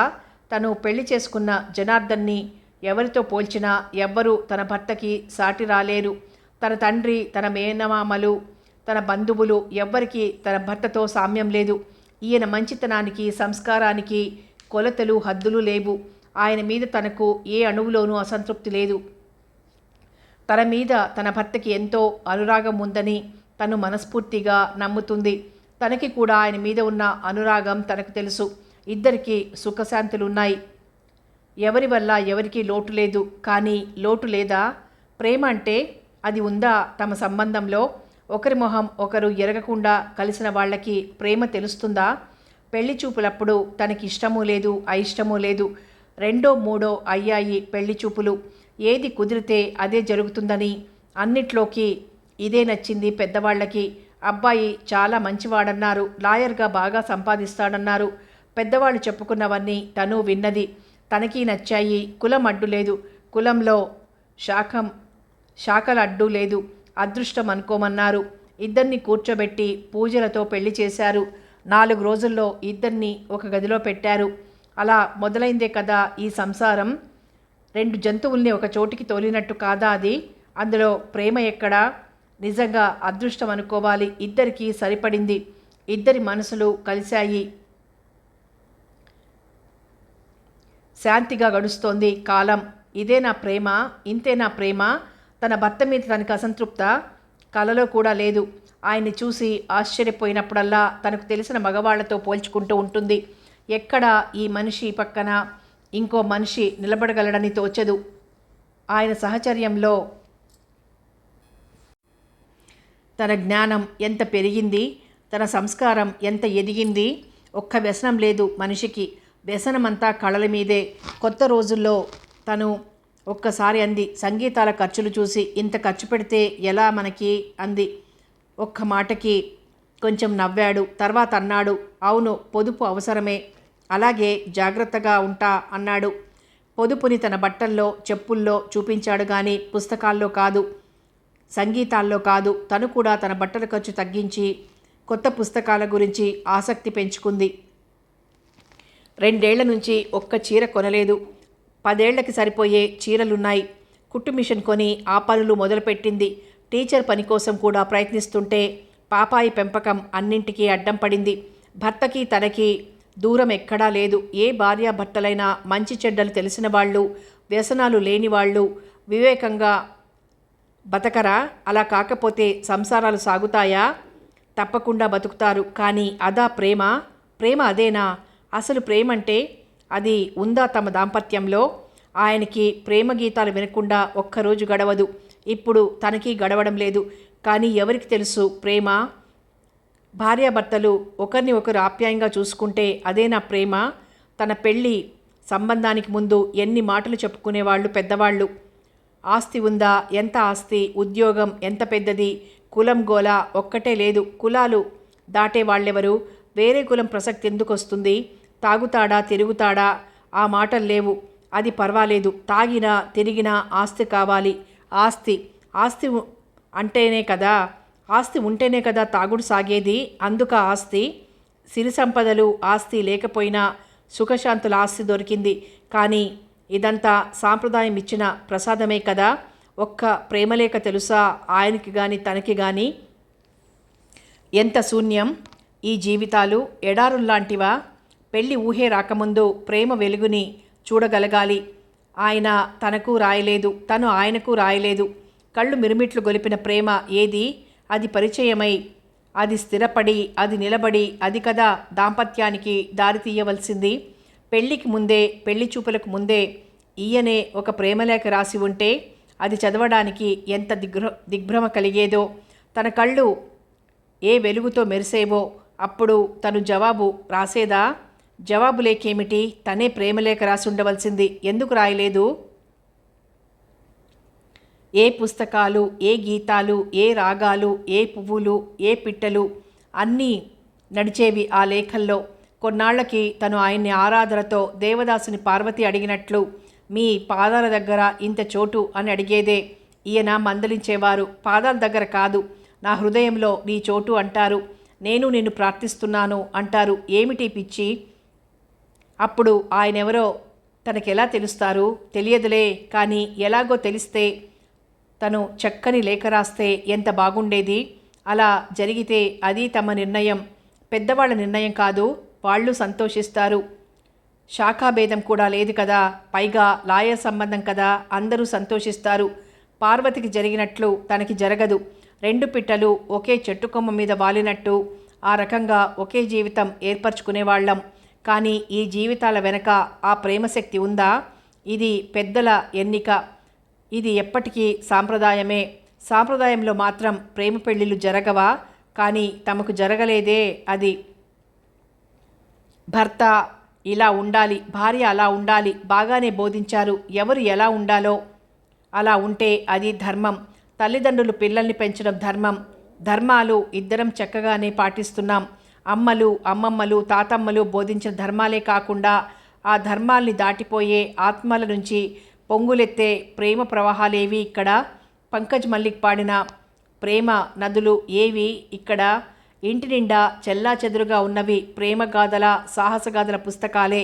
చెవుల నిండా ప్రతిధ్వనించేవి మృదుమధుర ప్రేమ గీతాలే. ఏ ప్రేమ కథ చదివినా ఇది ఎవరికో జరిగింది, మనది కాదు అనుకోవాల్సిందే కదా. మనది సాంప్రదాయం. మన ఆనందాల్ని పెద్దలే నిర్ణయిస్తారు. పాపం వాళ్ళు మాత్రం ఏం చేస్తారు? వాళ్ళకి మాత్రం తెలుసునా ప్రేమ వెలుగులు? వాళ్ళ తప్పేముంది? అయితే ఎవరిది తప్పు? కర్మదా? కర్మ ఎవరిది? పద్మ నిద్ర తెల్లవార్లు ఎటో పోయింది. అది రాత్రికి తిరిగి రానే లేదు. పని అయినా చేసుకుందామని చీకటి పడకుండానే లేచిపోయింది పద్మ. టేప్ ఆన్ చేస్తే ఆయన సంతోషిస్తారని తెలుసు. ఆన్ చేసి సౌండ్ బాగా తగ్గించింది. జీవితమే సఫలము, రాగసుధా భరితము, ప్రేమ కథ మధురము మొదలైంది మధురంగా. వద్దు పద్మ, ఆపే. రాత్రంతా నిద్ర రాలేదు. ఇప్పుడే కాస్త పడుతోంది, పడుకుంటాను. రాత్రి నిద్ర లేదా? ఏమైంది? ఒంట్లో బాగాలేదా? ఏమో తెలీదు, పడుకుంటా. పడుకుని వింటారుగా. వద్దులే, ఆపేయ్, వద్దు. పద్మ పాట నెమ్మదిగా ఆపేసి పాపాయి పక్క సర్ది గదిలోంచి వెళ్ళిపోయింది. ఆశ్చర్యపోతూనే, అంత మంచి ప్రేమ గీతం వినిపిస్తుంటే ఆయన ఎప్పుడైనా అలా అన్నారా? అంత నిద్ర వస్తోంది కావచ్చు. పల్లవి ఎంత హాయిగా ఉంది. జీవితం సఫలము, ఎప్పుడు ప్రేమ మధురము. ఈ మాటలు ఎప్పుడు విననట్టు ఉన్నాయేమిటి? సఫలం కాని జీవితాలు విఫలమవుతాయా? ఆయనేమిటి అంత మధురమైన పాటని వినలేదు? పనులు చేస్తుంటే కూడా పద్మ మనసు ఆ పాట మీదే తిరిగింది. ఆ ప్రేమ ఎరిగిన అమాయకురాలి జీవితం సఫలమైందా? విఫలమైందా? ఎక్కడ సఫలమైంది? విఫలమే. జనార్దన్ లేచాక కూడా చిరునవ్వులతో మాట్లాడలేదు, మౌనంగా కనబడ్డాడు. కాఫీ గ్లాస్ తీసుకుంటూ పద్మని తేరిపారా చూసి, ఒంట్లో బాగాలేదా అన్నాడు ఆశ్చర్యపడుతున్నట్లు. నాకా? ఏం లేదే. ఏదోలా ఉన్నావు, రోజులా లేవు. పద్మ కొంచెం నవ్వింది. మీరే రోజులా లేరు. నాకు కొంచెం నిద్ర పట్టలేదు రాత్రి, అంతే. మీరెందుకు నిద్రపోలేదు? ఏం ఆలోచిస్తున్నారు? కేసుల గురించా? లాయర్లు కేసుల గురించి, డాక్టర్లు రోగుల గురించి నిద్రల్లో కూడా ఆలోచిస్తారా? అయితే తలనొప్పా? ఏమీ కాదు. నిద్ర నీకెందుకు లేదో చెప్పు, నాకెందుకు లేదో చెప్తా. ఒక్కో రోజు అలా అవుతుందంతే. కాదు, ఏదోలా అనిపిస్తున్నారు. వసంత శోభ తన అపార్ట్మెంట్కి సున్నం వేయించుకుంది. చిన్న చిన్న కొత్త సామాన్లతో ఇంటిని ముస్తాబు చేసుకుంది. వంటింట్లో స్టవ్వు, చిన్న కుక్కర్లు, కాసిన్ని గిన్నెలు, పప్పులు, ఉప్పులు, అవి ఇవి. హాల్లో 4 సాదా పేం కుర్చీలు, భోజనాల బల్ల, దాని కుర్చీలు. 2 బెడ్రూముల్లో 4 చాపలు, దిళ్ళు, దుప్పట్లు. తల్లిగారి తండ్రిగారి ఇల్లు వదిలి బయటికి వచ్చేసే రోజు. అమ్మా, నాన్న, మీ పరువు పాడు చేయకుండా నేను శాశ్వతంగా బయటికి వెళ్ళిపోతున్నాను అని రాసిన ఉత్తరాన్ని టీవీ బల్ల మీద పెట్టి రోజులాగా బయటకు వచ్చేసింది. ఆ మర్నాడే పద్మతో పాటు పాపాయి కూడా వెళ్ళింది వసంత శోభ ఇల్లు చూడ్డానికి. ఆ ఇంట్లో చిన్న వస్తువులే కాదు, మొత్తం ఇల్లే బొమ్మరిల్లా ఉంది. హాలు చాపంతా, వంటిల్లు పీటంతా, బెడ్రూమ్లు అలమారులు అంతంతా. పాపాయి పాకడానికి ఎక్కడా చోటు సరిపోలేదు. ఆ ఇల్లు పద్మకి నచ్చలేదు.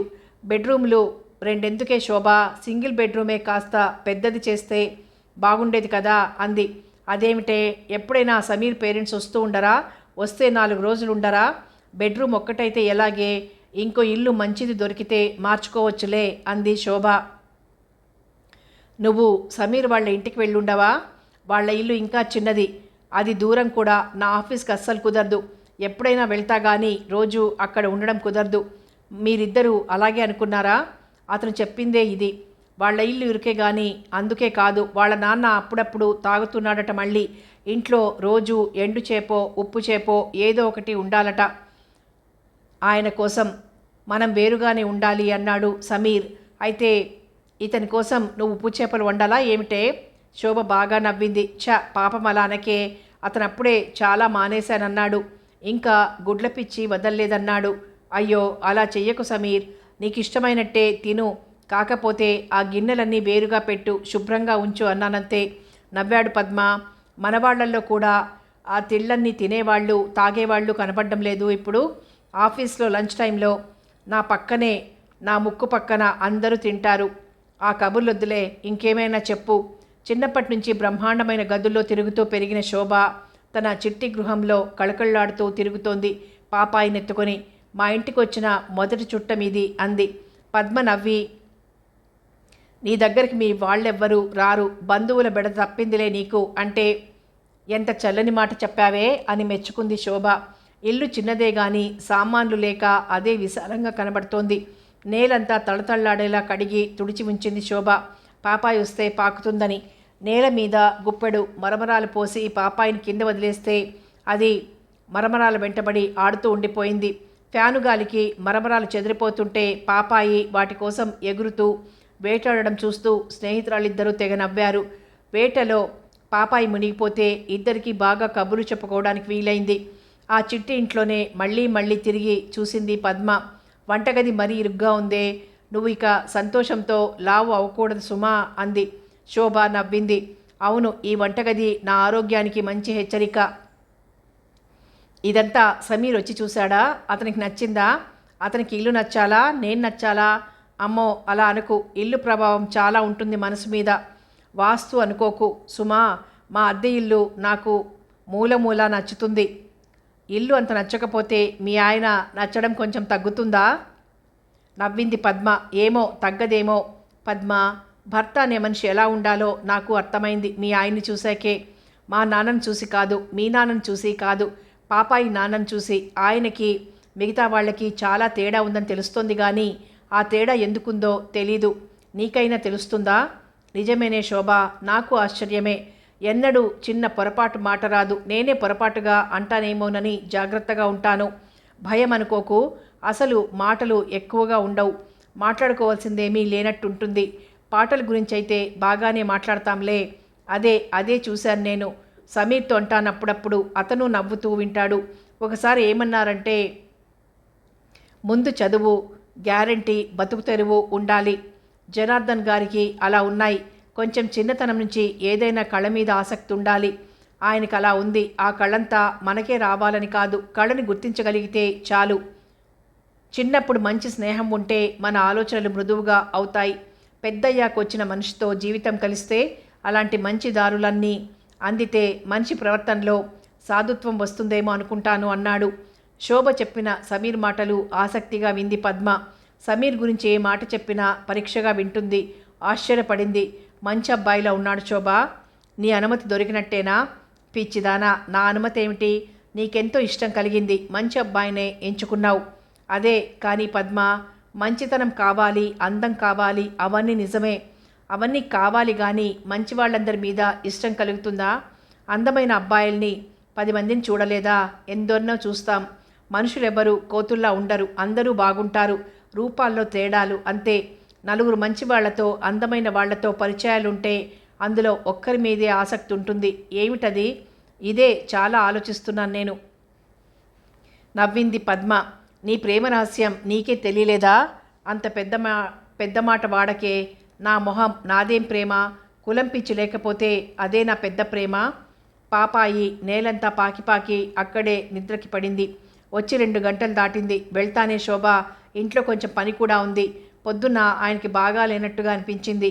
ఏం లేదులే, నిద్ర పట్టలేదన్నారు. పద్మ బయలుదేరుతుంటే సరిగ్గా అప్పుడే పద్మశెల్కి ఫోన్ వచ్చింది. పాపాయి పుట్టాక ఎప్పుడైనా హఠాత్తుగా సెల్ అవసరం పడుతోంది పద్మకి. ఫోన్ తీస్తే పలికింది శోభ తల్లి. చూడు పద్మ, వసంత ఎంత పనిచేసిందో తెలుసా నీకు? తెలుసు పెద్దమ్మ, అంతా చెప్పింది. తెలుసు. చెప్పిందా? దానికి మొహం వాచేలా గడ్డి పెట్టావా లేదా? అదే నాకు బాగా పెట్టింది. నేను మీలాగే మొదట చాలా బాధపడ్డాను పెద్దమ్మ. కానీ అయితే ఇప్పుడు బాధ లేదా నీకు? దాని జీవితం దానిది కదా అని అర్థం చేసుకున్నాను పెద్దమ్మ. దాని సంతోషం కన్నా మనకేం కావాలి? పోనీ దాన్ని అలా చేసుకోనిద్దాం పెద్దమ్మ. ఎంత వగలాడి మాటలు మాట్లాడుతున్నావే? ఆ కులం వాడే దొరికాడా దానికి? పెద్దమ్మ, పోనీ కులాన్ని వదిలేసి మనిషిని తీసుకుంటే ఒకసారి ఆ అబ్బాయిని నువ్వు చూస్తే బాగుంటుంది పెద్దమ్మ. ఏంటే వాగుతున్నావు? రేపు నీ కూతురు ఇలాగే చేస్తే ఇలాగే ఊరుకుంటావా? నీతులు చెబుతున్నావు. అయ్యో, అప్పటికి కూడా నేను మారకపోతే నా కూతురు కూడా నీ కూతురులాగే చెయ్యదా? బాగుందమ్మా, బాగుంది. అసలు నీ వత్తాసే అన్నమాటంతా. తోడు దొంగల్లా చేరారు, పరువు ప్రతిష్టలు వదిలేశారు, సిగ్గుల్లేవిద్దరికీ అంటూ తిట్టి శోభ తల్లి ఫోన్ బంద్ చేసేసింది. కోపం తెలియని పద్మకి చాలా కోపం వచ్చింది. శోభ, నువ్వు రేపే పెళ్లి చేసేసుకో, ఆ అబ్బాయినే చేసుకో. ఎందుకే ఆలస్యం చేస్తున్నావు బుద్ధి లేకుండా అని పద్మ కసురుతుంటే శోభ బాగా నవ్వింది. 6 నెలలు పడ్డానే తల్లి వాళ్ళ వాగుళ్ళు. పాపం సమీర్ని ఎన్ని తిట్టారు వాళ్ళు. తిట్టారా? అతన్ని తిట్టారా? ఉండు, మీ అమ్మని ఏడిపిస్తాను అంటూ పద్మ తన ఫోన్లో వెంటనే నొక్కింది. దొరికింది వసంత శోభ అమ్మ. పెద్దమ్మ, నేను చెప్దామనుకుంటూ ఉంటే నువ్వు పెట్టేశావు. నేనిప్పుడు శోభ దగ్గరే ఉన్నాను. శోభ ఇల్లు చిన్నదే కానీ బాగా సర్దుకుంది. వారం రోజుల్లో వాళ్ళు పెళ్లి చేసేసుకుంటారట. మీరు కూడా రండి పెద్దమ్మ. వాళ్ళని మర్యాదగా మీ ఇంటికి తీసుకువెళ్ళండి. అల్లుళ్ళని ఎలా గౌరవించాలో నీకు బాగా తెలుసు కదా పెద్దమ్మ. అవతలి శ్రోత ఫోను టకీమని మూసేసింది. పద్మ హాయిగా నవ్వుతూ, నాకిప్పుడు నిజంగా బాగుంది. అంత పెత్తనమా పిల్లల మీద తల్లిదండ్రులకి?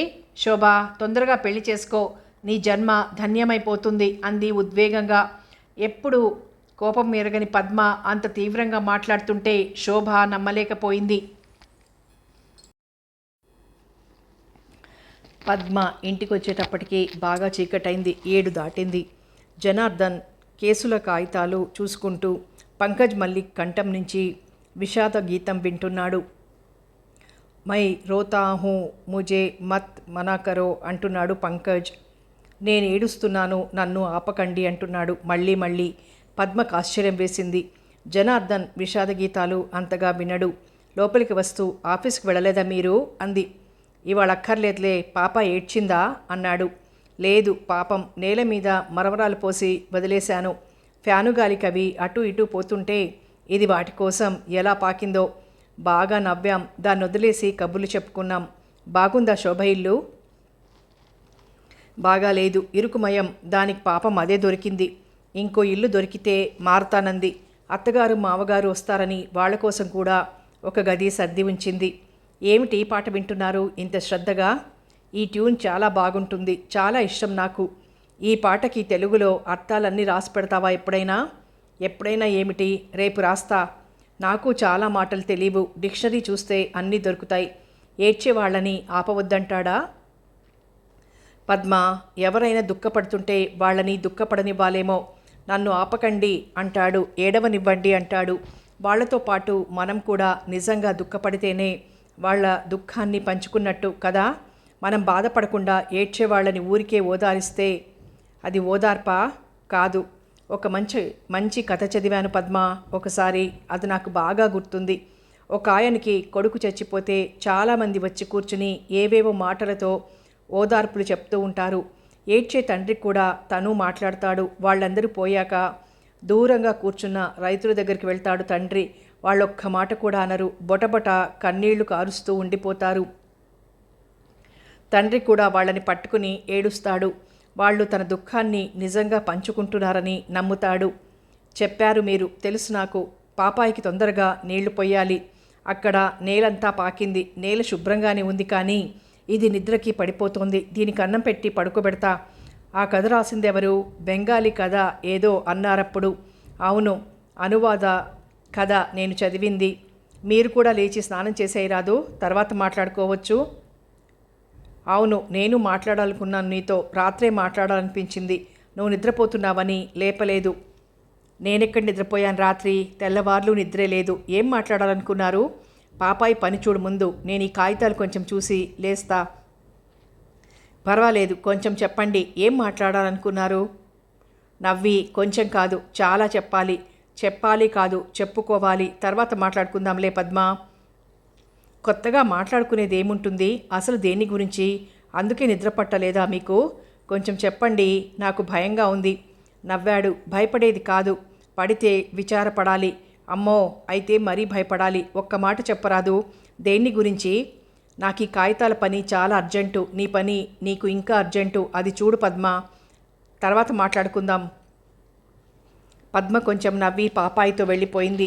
దానికి నీళ్లు పోసి తెచ్చి ఒళ్ళు తుడుస్తూ, మీకు చెప్పలేదు, శోభ వాళ్ళమ్మ నా నంబర్కి ఫోన్ చేసింది. నేను అక్కడ ఉన్నానని తెలీదు. బాగా ఏడిపించా. తర్వాత చెప్తానేసి పాపాయిని అన్నం గిన్నెతో పాటు ముందు వరండాలోకి తీసుకుపోయింది. జనార్దన్ వస్తున్న పాట ఆగగానే దాన్ని ఆపేసి అర్జెంటు కాగితాల పని వదిలేసి తను బయటికి వెళ్ళాడు. ఎలా ఏడిపించావు అన్నాడు ఉత్సాహంగా. పాపాయికి అన్నం తినిపించినంతసేపు శోభ ఇంటి కబుర్లన్నీ చెప్పింది పద్మ. శోభ తల్లితో మాట్లాడిందంతా చెప్పింది. బాగా నవ్వాడు జనార్దన్. భలే అన్నావు, లేకపోతే 25 ఏళ్ల పిల్ల మీద అంత పెత్తనమా? ఇప్పుడేం చేస్తారు? ఏడుస్తూ కూర్చోక వాళ్ళ ఏడుపుని మనం కూడా పంచుకోవాలా ఇప్పుడు? అలాంటి వాళ్ళు ఏడుపుని కాదులే, న్యాయమైన ఏడుపుని పంచుకోవాలి. పాపాయికి పొట్ట నిండింది. మంచినీళ్లు తాగిస్తే నిద్రకి పడిపోయింది. ఇద్దరికీ స్నానాలు, అన్నాలు, పనులన్నీ ముగిశాయి. భోజనాల బల్ల మీద సర్దుళ్ళన్నీ ముగిశాయి. సర్దుళ్ళు పూర్తి చేస్తూ పద్మ, ఇప్పటికైనా చెప్పండి, ఏదో చెప్పాలన్నారు. నాకు భయంగా ఉంది నిజంగా అంది. జనార్దన్ చెప్పాలన్నదేమిటో అని పద్మ అప్పటినుంచి భయంగానే ఉంది. భయం భయం అంటావేమిటి? పనులైన తర్వాత తీరిగ్గా మాట్లాడుకోవచ్చు అన్నాను కానీ. భయం కాదా? రాత్రి నిద్ర లేకుండా ఆలోచించారంటే? నీకు నిద్ర రాలేదన్నావుగా, నువ్వేం ఆలోచించావు? అది వేరు. నిన్న పగలు కూడా కాసేపు పడుకున్నాను. అందుకే రాత్రి అలా అయిందేమో. ఇప్పుడు చెప్పరాదు అసలు దేన్ని గురించో. ఏం లేదు, నాకు చెప్పడం రాకపోయినా నువ్వు సరిగ్గా అర్థం చేసుకుంటావులే. ప్రేమ అంటే ఏమిటి ఎప్పుడైనా ఆలోచించావా? ఉలిక్కిపడింది పద్మ. రాత్రి తను అలాంటి ఆలోచనలతో కొట్టుకున్నట్టే ఈయన కొట్టుకున్నారా అని విస్తుపోయింది. ఇప్పుడు ఆ మాట ఎందుకు? ప్రేమ అంటే ఏమో నాకేం తెలుసు, మీకు తెలుసా? నాకెలా తెలుసు? అంటే ప్రేమ అంటే నీకు తెలీదు, నాకు తెలీదు. మనం ఏం భార్యాభర్తలం? మనం ఎవరం? ప్రేమని ఎరగని భార్యాభర్తలం. అలా అనిపించిందా నీకెప్పుడైనా? ప్రేమని ఎరగమా? ఎందుకు ఎరగం? మీరంటే నాకు ప్రేమ లేదా? నేనంటే మీకు ప్రేమ లేదా? మన మనసుల్లో ఉన్నది ప్రేమ కాదా? కాదు, ఇది సాంప్రదాయం. మనం సాంప్రదాయంతో కలిసాం పద్మ. మనం మాట్లాడుకోవాలంటే ఒకరేం చెప్తున్నారో ఒకరు అర్థం చేసుకోవడానికి ప్రయత్నించకపోతే అది ఎలా ఉంటుందో తెలుసా? ఫీజులు తీసుకుని కోర్టులో వాదించే లాయరు తన వాదనే నెగ్గి కేసు గెలవాలనుకున్నట్టు అవుతుంది. ఇక్కడ పనికిరాదది. మన జీవితం మనకి అర్థం కాదు. పద్మ కొంచెం నవ్వింది. మీరేదో తత్వం చెప్పబోతున్నారు అనిపిస్తోంది నాకు. తత్వం అంటే తత్వమే, కాదంటే కాదు. ఇలాగైతే మనం నెల రోజులు మాట్లాడినా తరగదు. సరే, నేను అడ్డుపడను. మీరు అడిగిన దానికే చెప్తాను, సరేనా? కానీ నాకు సందేహం వస్తే అడుగుతాను. సందేహం తీర్చుకుందామనా? అపోజిషన్ లాయర్లాగి నువ్వు నెగ్గుదామనా? నాది న్యాయమైతే నేను నెగ్గనా? మనం ప్రేమని ఎరగని భార్యాభర్తలం కాదు. అలా అనొద్దు. మనకి ప్రేమ ఉంది. అసలు మన పెళ్ళి ఎలా జరిగింది? మనల్ని ఇతరులు కలిశారా? మనల్ని మనమే ఎంచుకున్నామా? మనం ఎంచుకోలేదు. నిజమే. ఎలా ఎంచుకుంటాం? నాకు మీరు తెలీదు, మీకు నేను తెలీదు. పెద్దవాళ్ళు వాళ్ళ బాధ్యతతో వాళ్ళు చేశారు కాబట్టి మనం కలిసాం. పెద్దవాళ్ళనేమీ అనడం లేదు నేను, కానీ మనం ప్రేమ లేకుండా కలిసిన వాళ్ళం అని గ్రహించమంటున్నాను. నేను నిన్ను ఎంచుకోలేదు, నువ్వు నన్ను ఎంచుకోలేదు. పెళ్లి చూపులు జరిగినప్పుడు అక్కడ నువ్వు కాక ఇంకో అమ్మాయి ఉంటే నేను నీ అందచందాలు చూడకముందు ఆమె అందచందాలు చూసి నాకు నచ్చి ఉంటే ఆ అమ్మాయే పెళ్లి కూతురు అవుతుంది కదా. నా స్థానంలో ఇంకో అబ్బాయి ఉంటే అప్పుడు నీకు? అవును, పెళ్లి చూపులంటే అంతే. మనకిద్దరికీ నచ్చడం వల్ల సంబంధం కుదిరిందంటే అది ప్రేమ కాదా? పద్మ, ఇంత చిన్న విషయం నీకు తెలియడం లేదని నేను నమ్మను. మనం ప్రేమతోనే కలిశాం అనే భ్రమ ఎందుకు మనకి? మనం పెద్దవాళ్ళ ఇష్టాలతో కలిశాం అంతే. ప్రేమ అంటే ఏమిటో మనం ఎరగం అని మనం ఒప్పుకోవాలి, దాన్ని గుర్తించుకోవాలి. అందులో ఏమిటి నీకు అభ్యంతరం?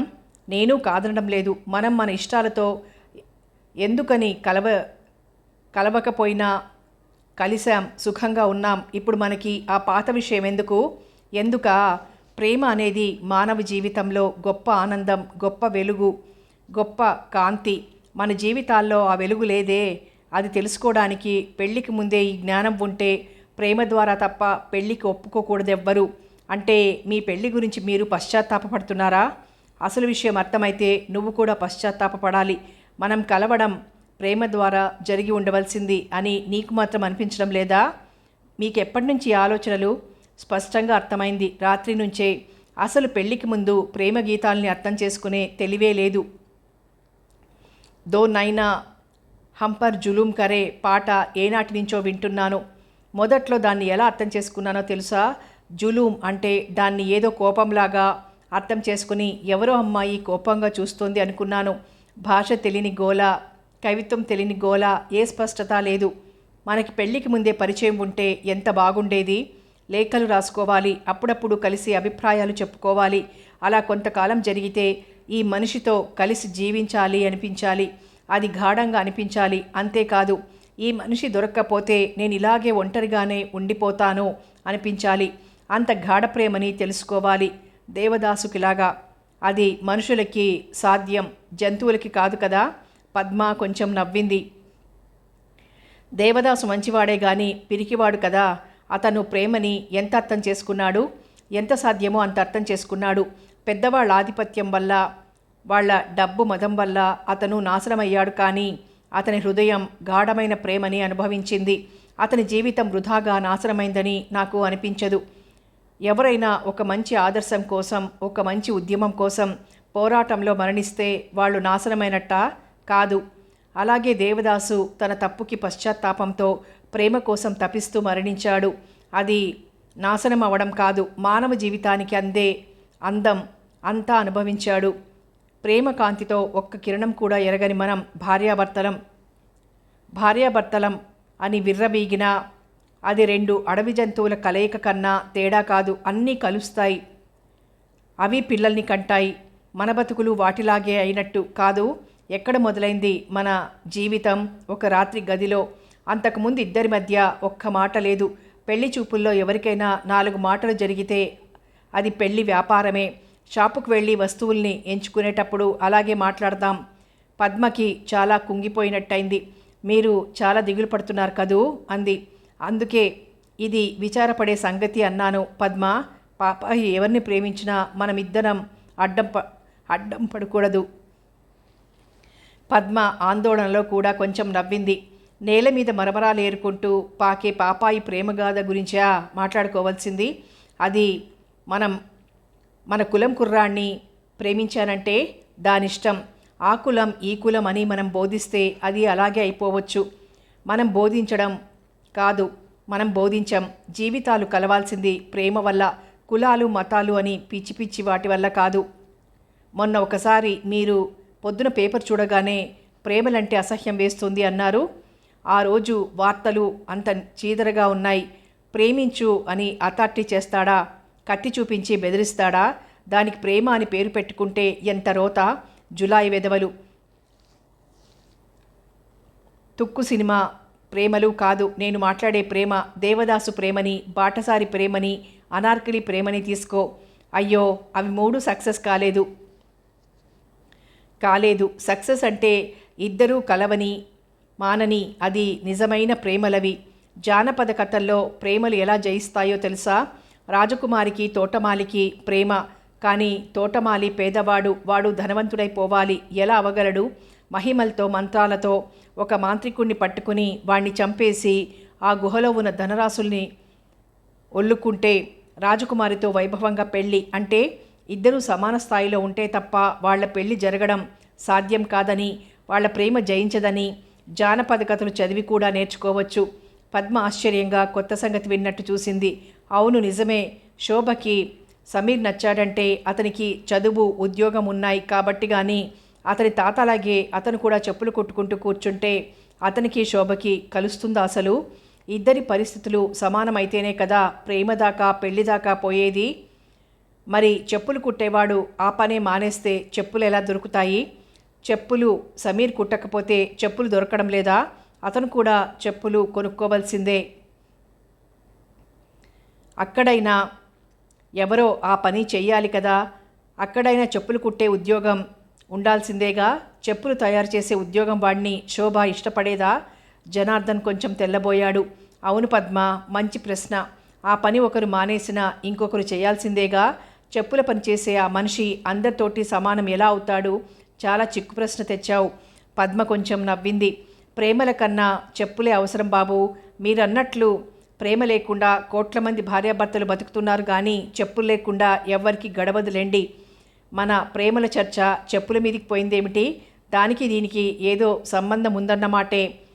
తోటమాలి రాజకుమారి అన్నాడు. పాతాళ భైరవి పాటలు నాకెంతో బాగుంటాయి. ఎంత ఘాటు ప్రేమయో అన్నదానికి నేను శోభ ఎంత నవ్వేవాళ్లమో. ప్రేమకి ఘాటు ఏమిటి? మిరపకాయల ఘాటులాగా అనేది శోభ. ఎంత గాఢ ప్రేమయో అనకూడదు అనుకునేవాళ్ళం.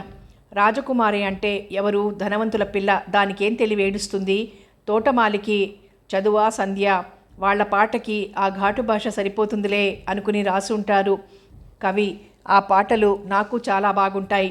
పద్మ, శోభ పెళ్లి గురించి నిన్నటిదాకా నువ్వు చాలా భయపడ్డావు. నీ పెళ్ళప్పుడు కూడా నువ్వు భయపడ్డావా? నా జీవితం బాగుంటుందా అనుకున్నావా? పద్మ నవ్వింది. నాకేం భయం, కుర్రాడు మంచివాడని తెగ చెప్పారు. మీకెలా తెలుసు అని నేనెవ్వరిని అడగలేదు, నమ్మేశాను.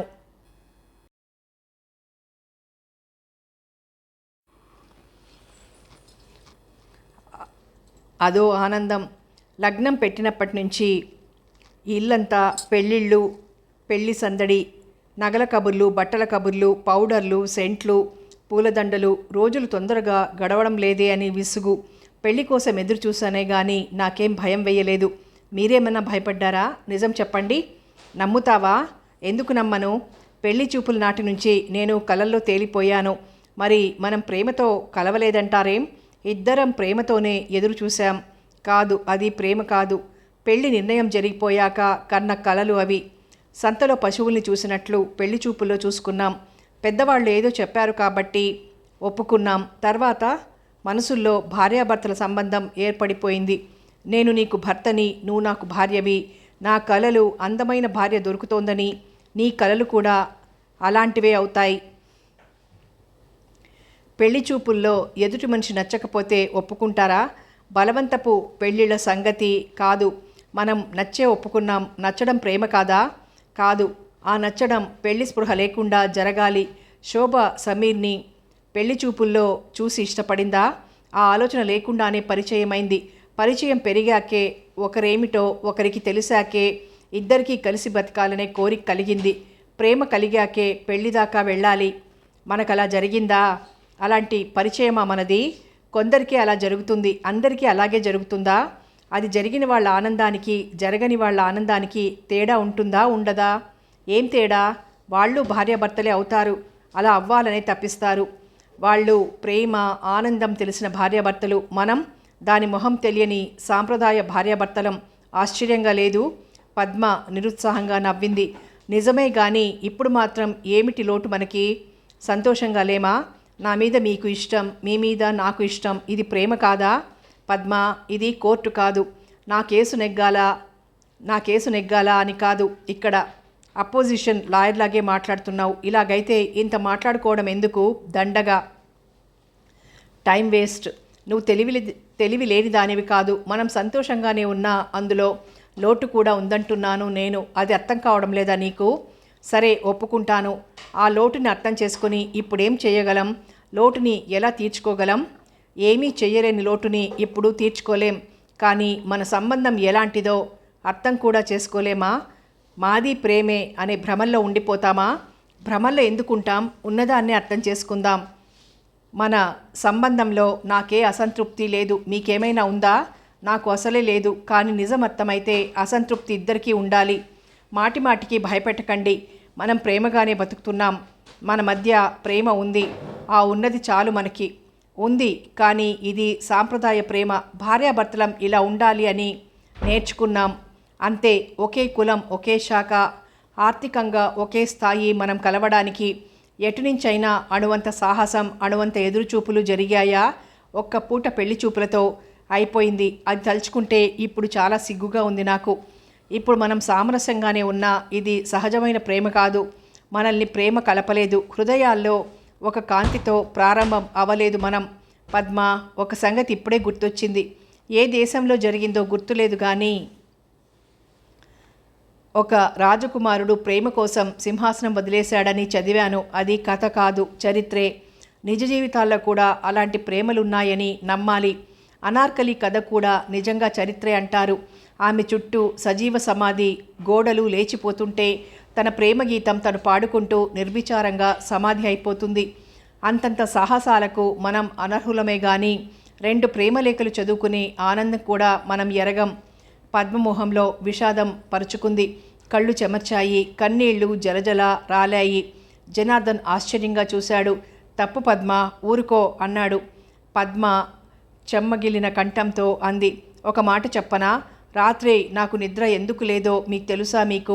మీరు మాట్లాడిన ఈ మాటలన్నీ రాత్రి నాతో నేను మాట్లాడుకున్నాను.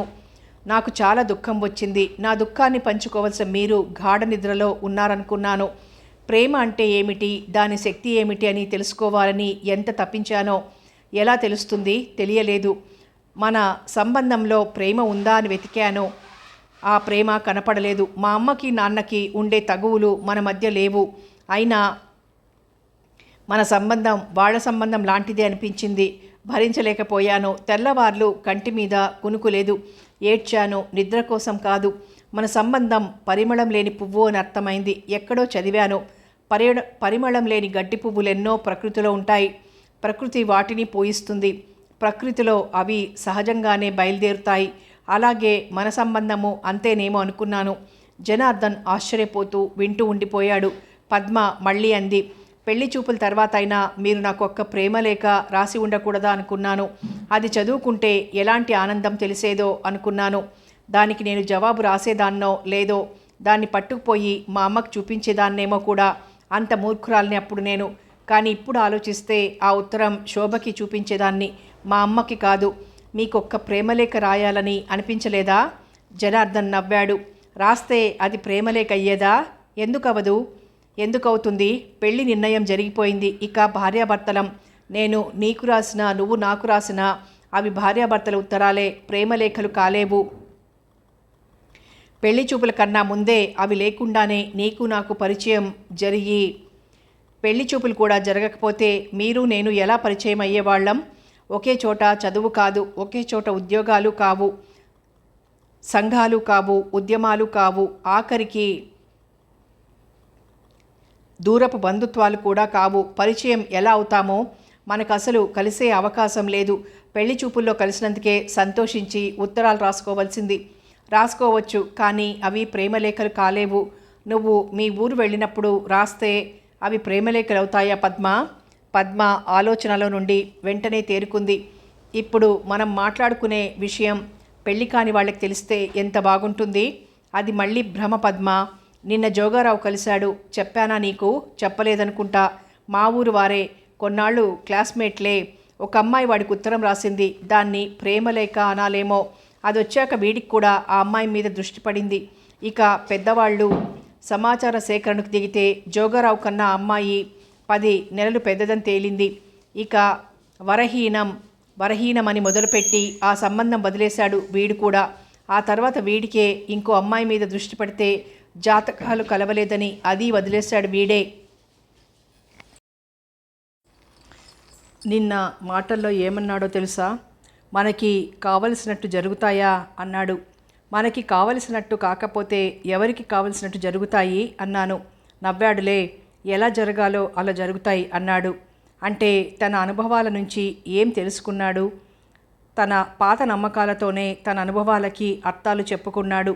ఒక రకంగా నువ్వు జోగారావులాగే మనం సుఖంగా ఉన్నాం కదా, ఇదే ప్రేమ అంటున్నావు. పద్మ నిరుత్సాహంగా నవ్వింది. అయితే మన సంబంధం ఒక లోటుతోనే ఉందని ఇప్పుడు గ్రహిస్తే దానివల్ల మనకు బాధే గాని అంతకన్నా ఏం ప్రయోజనం? నిజం తెలియడమే ప్రయోజనం. మనం ఒకరం తెలియకుండానే కలిసి జీవించడానికి ఒప్పుకున్నామంటే అది ఎంత ప్రమాదానికి దారితీసేదో కూడా ఊహించాలి. కానీ ఆ ప్రమాదం మనకి తప్పింది. మనం మాట్లాడుకోవాల్సింది విచారించే విషయమే కానీ భయపడేది కాదు అన్నాను. అది తప్పు. చాలా భయపడాల్సిన విషయం కూడా అది.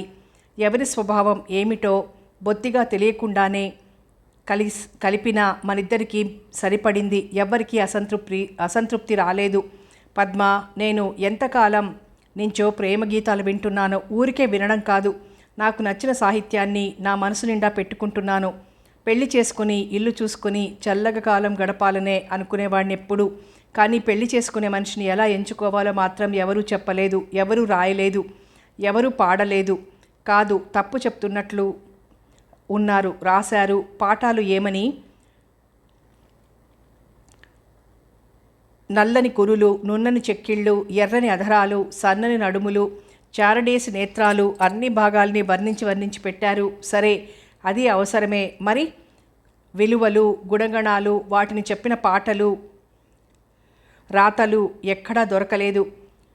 1000 ప్రేమ గీతాలు 10,000 సార్లు విని ఉంటాను. నడుముల అందాలు, అధరాల చందాలే దొరికాయి, కానీ అసలైందేమిటో దొరకలేదు. నేను అలా దొరికిన వాటిల్లోంచే వెతుక్కున్నాను. పెళ్లి చూపుల్లో నువ్వు బొమ్మల, చారడేసి కళ్ళతో, నిగనిగల వాలుజడతో, కోటేరు మొక్కుతో, గులాబీ పెదవులతో ఇక వర్ణించలేను. అలా కనపడ్డావు కాబట్టి టకీమని ఒప్పేసుకున్నాను. అక్కడ నీతోగాక ఇంకో అమ్మాయితో పెళ్లి చూపులు జరిగి అక్కడ చారడేసి కళ్ళు కనపడి ఉంటే అదే ఒప్పుకోనా? నేను చూసింది ఒక్క పెళ్లి చూపులు, అదే నచ్చిపోయింది కాబట్టి అక్కడితో ఆగిందది. నీకు నచ్చిన సంబంధాలు మీ పెద్దవాళ్ళకి నచ్చలేదు కాబట్టి అవన్నీ పోయాయి. నా సంగతి నేను ఆలోచిస్తే ఆపదలోంచి బయటపడ్డాననిపిస్తోంది. మా సీనియర్ దగ్గరికి రోజు వచ్చే విడాకుల కేసులు చూసి అదిరిపోతున్నాను. అందులో ఎక్కువ మంది ప్రేమ వివాహాలేనట. ప్రేమ వివాహాల వాళ్ళే వాళ్ళ ప్రేమలు ఎలాంటి ప్రేమలో కానీ వాళ్ళ కలహాలు ఎంత వికృతమంటే నాకు ఈ వృత్తే వదిలేసి చెప్పులు కుట్టుకుంటూ బతకాలనిపిస్తూ ఉంటుంది. అలాంటప్పుడు ఒక కేసు విను. వాళ్ళిద్దరికీ ప్రేమ పెళ్ళేనట. మొదట్లో ఎవరికి కుక్కల్ని పెంచాలనే మోజు లేదు. తర్వాత అతనికి ఏదో ఇంజనీర్ ఉద్యోగం, కారు, కుక్క తయారు, దాన్ని ఒళ్ళో పడుకోబెట్టుకుంటాడు. భార్యకి చాలా అసహ్యం, అలా వద్దంటుంది. వినడు. ఆఖరికి అది విడాకుల దాకా వచ్చింది. ఆ ప్రేమ పెళ్ళి కాదు. ఆ అమ్మాయిని వదలడానికి ఇష్టపడ్డాడు కానీ కుక్కని వదలడానికి కష్టపడలేదు. ఇంకో కేసు చెప్పనా? అది ప్రేమ పెళ్ళేనట. ఆ అమ్మాయి ఒంటి మీద బట్టలు వేసుకోవడం మానేసిందట. నడుము కింద ఒక రిబ్బన్ను, గుండెల దగ్గర ఒక రిబ్బన్ను మాత్రమే వాడుతుందట. దానితో పాటు భుజాల నిండా జుట్టు తిప్పుకుంటుంది.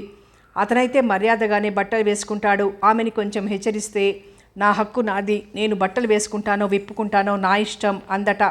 జుట్టు గురించి అలాంటి హక్కులే. జుట్టుని చెల్లాచెదురుగా ఒంటి నిండా ఎగరేస్తే సౌందర్యం. ఆ సౌందర్యం వీధుల్లో అందరికీ. అదంతా భరించలేక అతను విడాకులకే వచ్చాడు. విడాకులు అయిపోయాయా? మా సీనియర్ రాజీలు చేయాలని మొదట చూస్తాడు. ఆ అమ్మాయిని పిలిచి బోధన మొదలుపెట్టాడు. ఆ అమ్మాయి మా ఆఫీస్కి ఎలా వచ్చిందో తెలుసా? ఋషుల ఆశ్రమాల్లో ఋషికన్యలు చిన్న చిన్న గుడ్డలు చుట్టుకుంటారే, ఆ రోజుల్లో వాళ్ళకి బట్టలే దొరికి ఉండవేమో, అలా వచ్చింది. మా సీనియర్ పెద్ద ఆయన కదా, జుట్టు గురించి కొంచెం చెప్పాడు. ఇందిరాగాంధీ మంచి క్రాఫ్ట్ పెట్టుకునేది, అలాంటి క్రాఫ్ట్ పెట్టుకోరాదా అమ్మా అన్నాడు. బట్టల గురించి అయితే ఎలా చెప్పాలో ఆయనకి చేత కాలేదు. భుజాలు, గుండెలు, నడుములు, తొడలు అన్నీ ఖాళీలే. చెవులకి వీపు మీద వేళ్లాడే చైన్లు, చేతులకి చర్మవ్యాధిలాగా రంగులు. విడాకులు ఇప్పించమని ఆ అమ్మాయి కూడా అడుగుతోంది. భర్త అడిగే విడాకులకు తను సహకరిస్తానంది. ఆ కేసు నన్ను చెయ్యమన్నాడు మా సీనియర్. కేసు అంటే ఆ క్లయింట్లతో చాలా మాట్లాడుతూ ఉండాలి. నేను చెయ్యనన్నాను. రాజీలు చెయ్యాలని సీనియర్ మొదట ప్రయత్నించినా అది సాధ్యం కాదని తేలింది. సరే, మ్యూచువల్గా విడాకులు ఇవ్వడానికే రెండు పక్షాలని ఒప్పిస్తున్నాడు. ఏ జంటకి కలిసి ఉండాలని లేదు కాబట్టి సీనియర్ చెప్పినట్టే ఒప్పుకుంటారు. అవన్నీ తర్వాత చెప్పండి, వింటాను. నన్ను గురించి మీకెలా ఉంది? నిజం చెప్తే నా పొరపాటు ఏమైనా ఉంటే సర్దుకుంటాను. నిజం చెప్పనా? నీతో కలవడం వల్ల పెద్ద ప్రమాదం తప్పినట్టు అనిపిస్తుంది నాకు. కొన్ని విషయాలు నేను భరించలేను. ఎవరిని ఎంచుకోవాలో తెలియనప్పుడు ఏదైనా తప్పు జరిగితే విడాకుల కోసం పరిగెత్తవలసిందే కదా. అలాంటి ప్రమాదం లేదు నాకు. అప్పుడే తేలినట్టేనా? అది 2 ఏళ్లగా అయింది, ఇంకా 50 ఏళ్ల కాలం లేదు. ఆ భయం లేదు నాకు. నీ సంగతి చెప్పు. మొన్న హిందీ పాటలో విన్నాను, ఎవరో నాకు చిరునవ్వు నేర్పారు అని పాడింది లత. వెంటనే నేను మిమ్మల్ని తలుచుకున్నాను. మీరే నాకు చిరునవ్వు నేర్పారనుకున్నాను. ఒకటి చెప్పింది, ప్రేమ నిజమైన విలువ అని నేను ఒప్పుకుంటాను. రాత్రి నా దిగులంతా ఆ అనుభూతిని తెలుసుకోలేదే అనే. మన పెళ్లికి ముందే పెళ్లి జరగకుండా ఎవరితోనో మంచి ప్రేమ కలిగి అలా పెళ్లి జరగాల్సింది అనే అనుకుంటారా మీరిప్పుడు? గంట నుంచి మాట్లాడుకుంటున్నదంతా అదే కదా. తప్పకుండా అలాగే అనుకుంటాను. నా ప్రేమ ఇంకెవరి మీదో అని కాదు, నీ మీదే. నీతోనే మొదట చక్కని పరిచయం, ప్రేమలేఖలు, ప్రేమ సంభాషణలు అలా జరిగి ఉండాల్సిందనుకుంటాను. అలా జరిగితే మన సంబంధం ప్రేమ సంబంధం అయ్యేది కదా అని. ఒక సంగతి గమనించావా?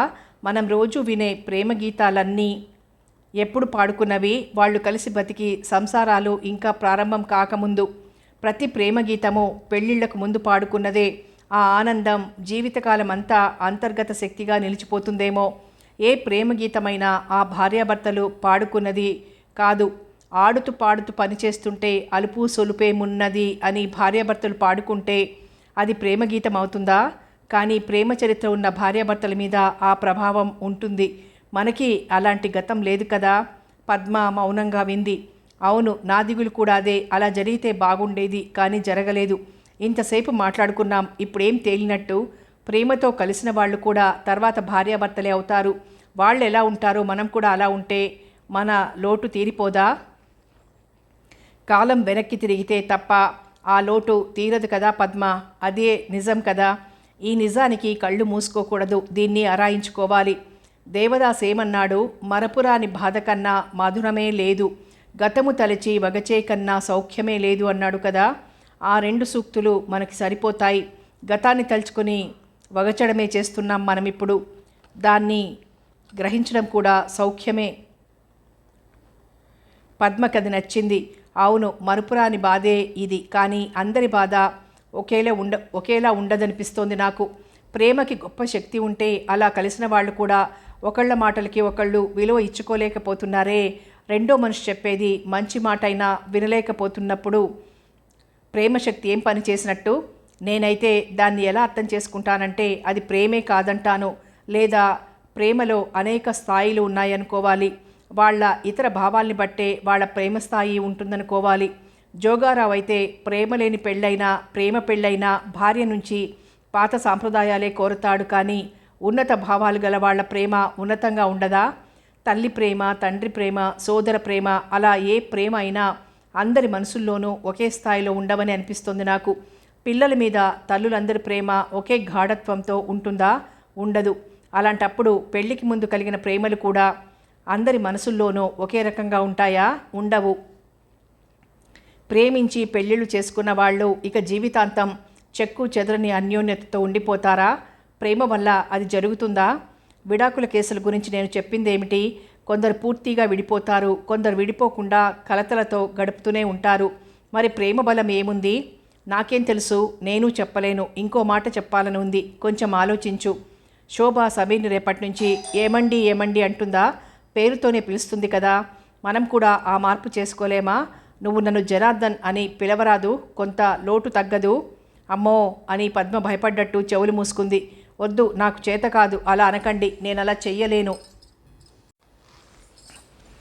నాకు అదే ఇష్టమైతే వద్దు, నాకు అలవాటు లేని పని నేను చెయ్యలేను. అలవాటు ఎప్పటి నుంచి? 2 ఏళ్ల నుంచే. ఇంకో 50 ఏళ్ళు ఆ అలవాటే సాగాల పద్మ.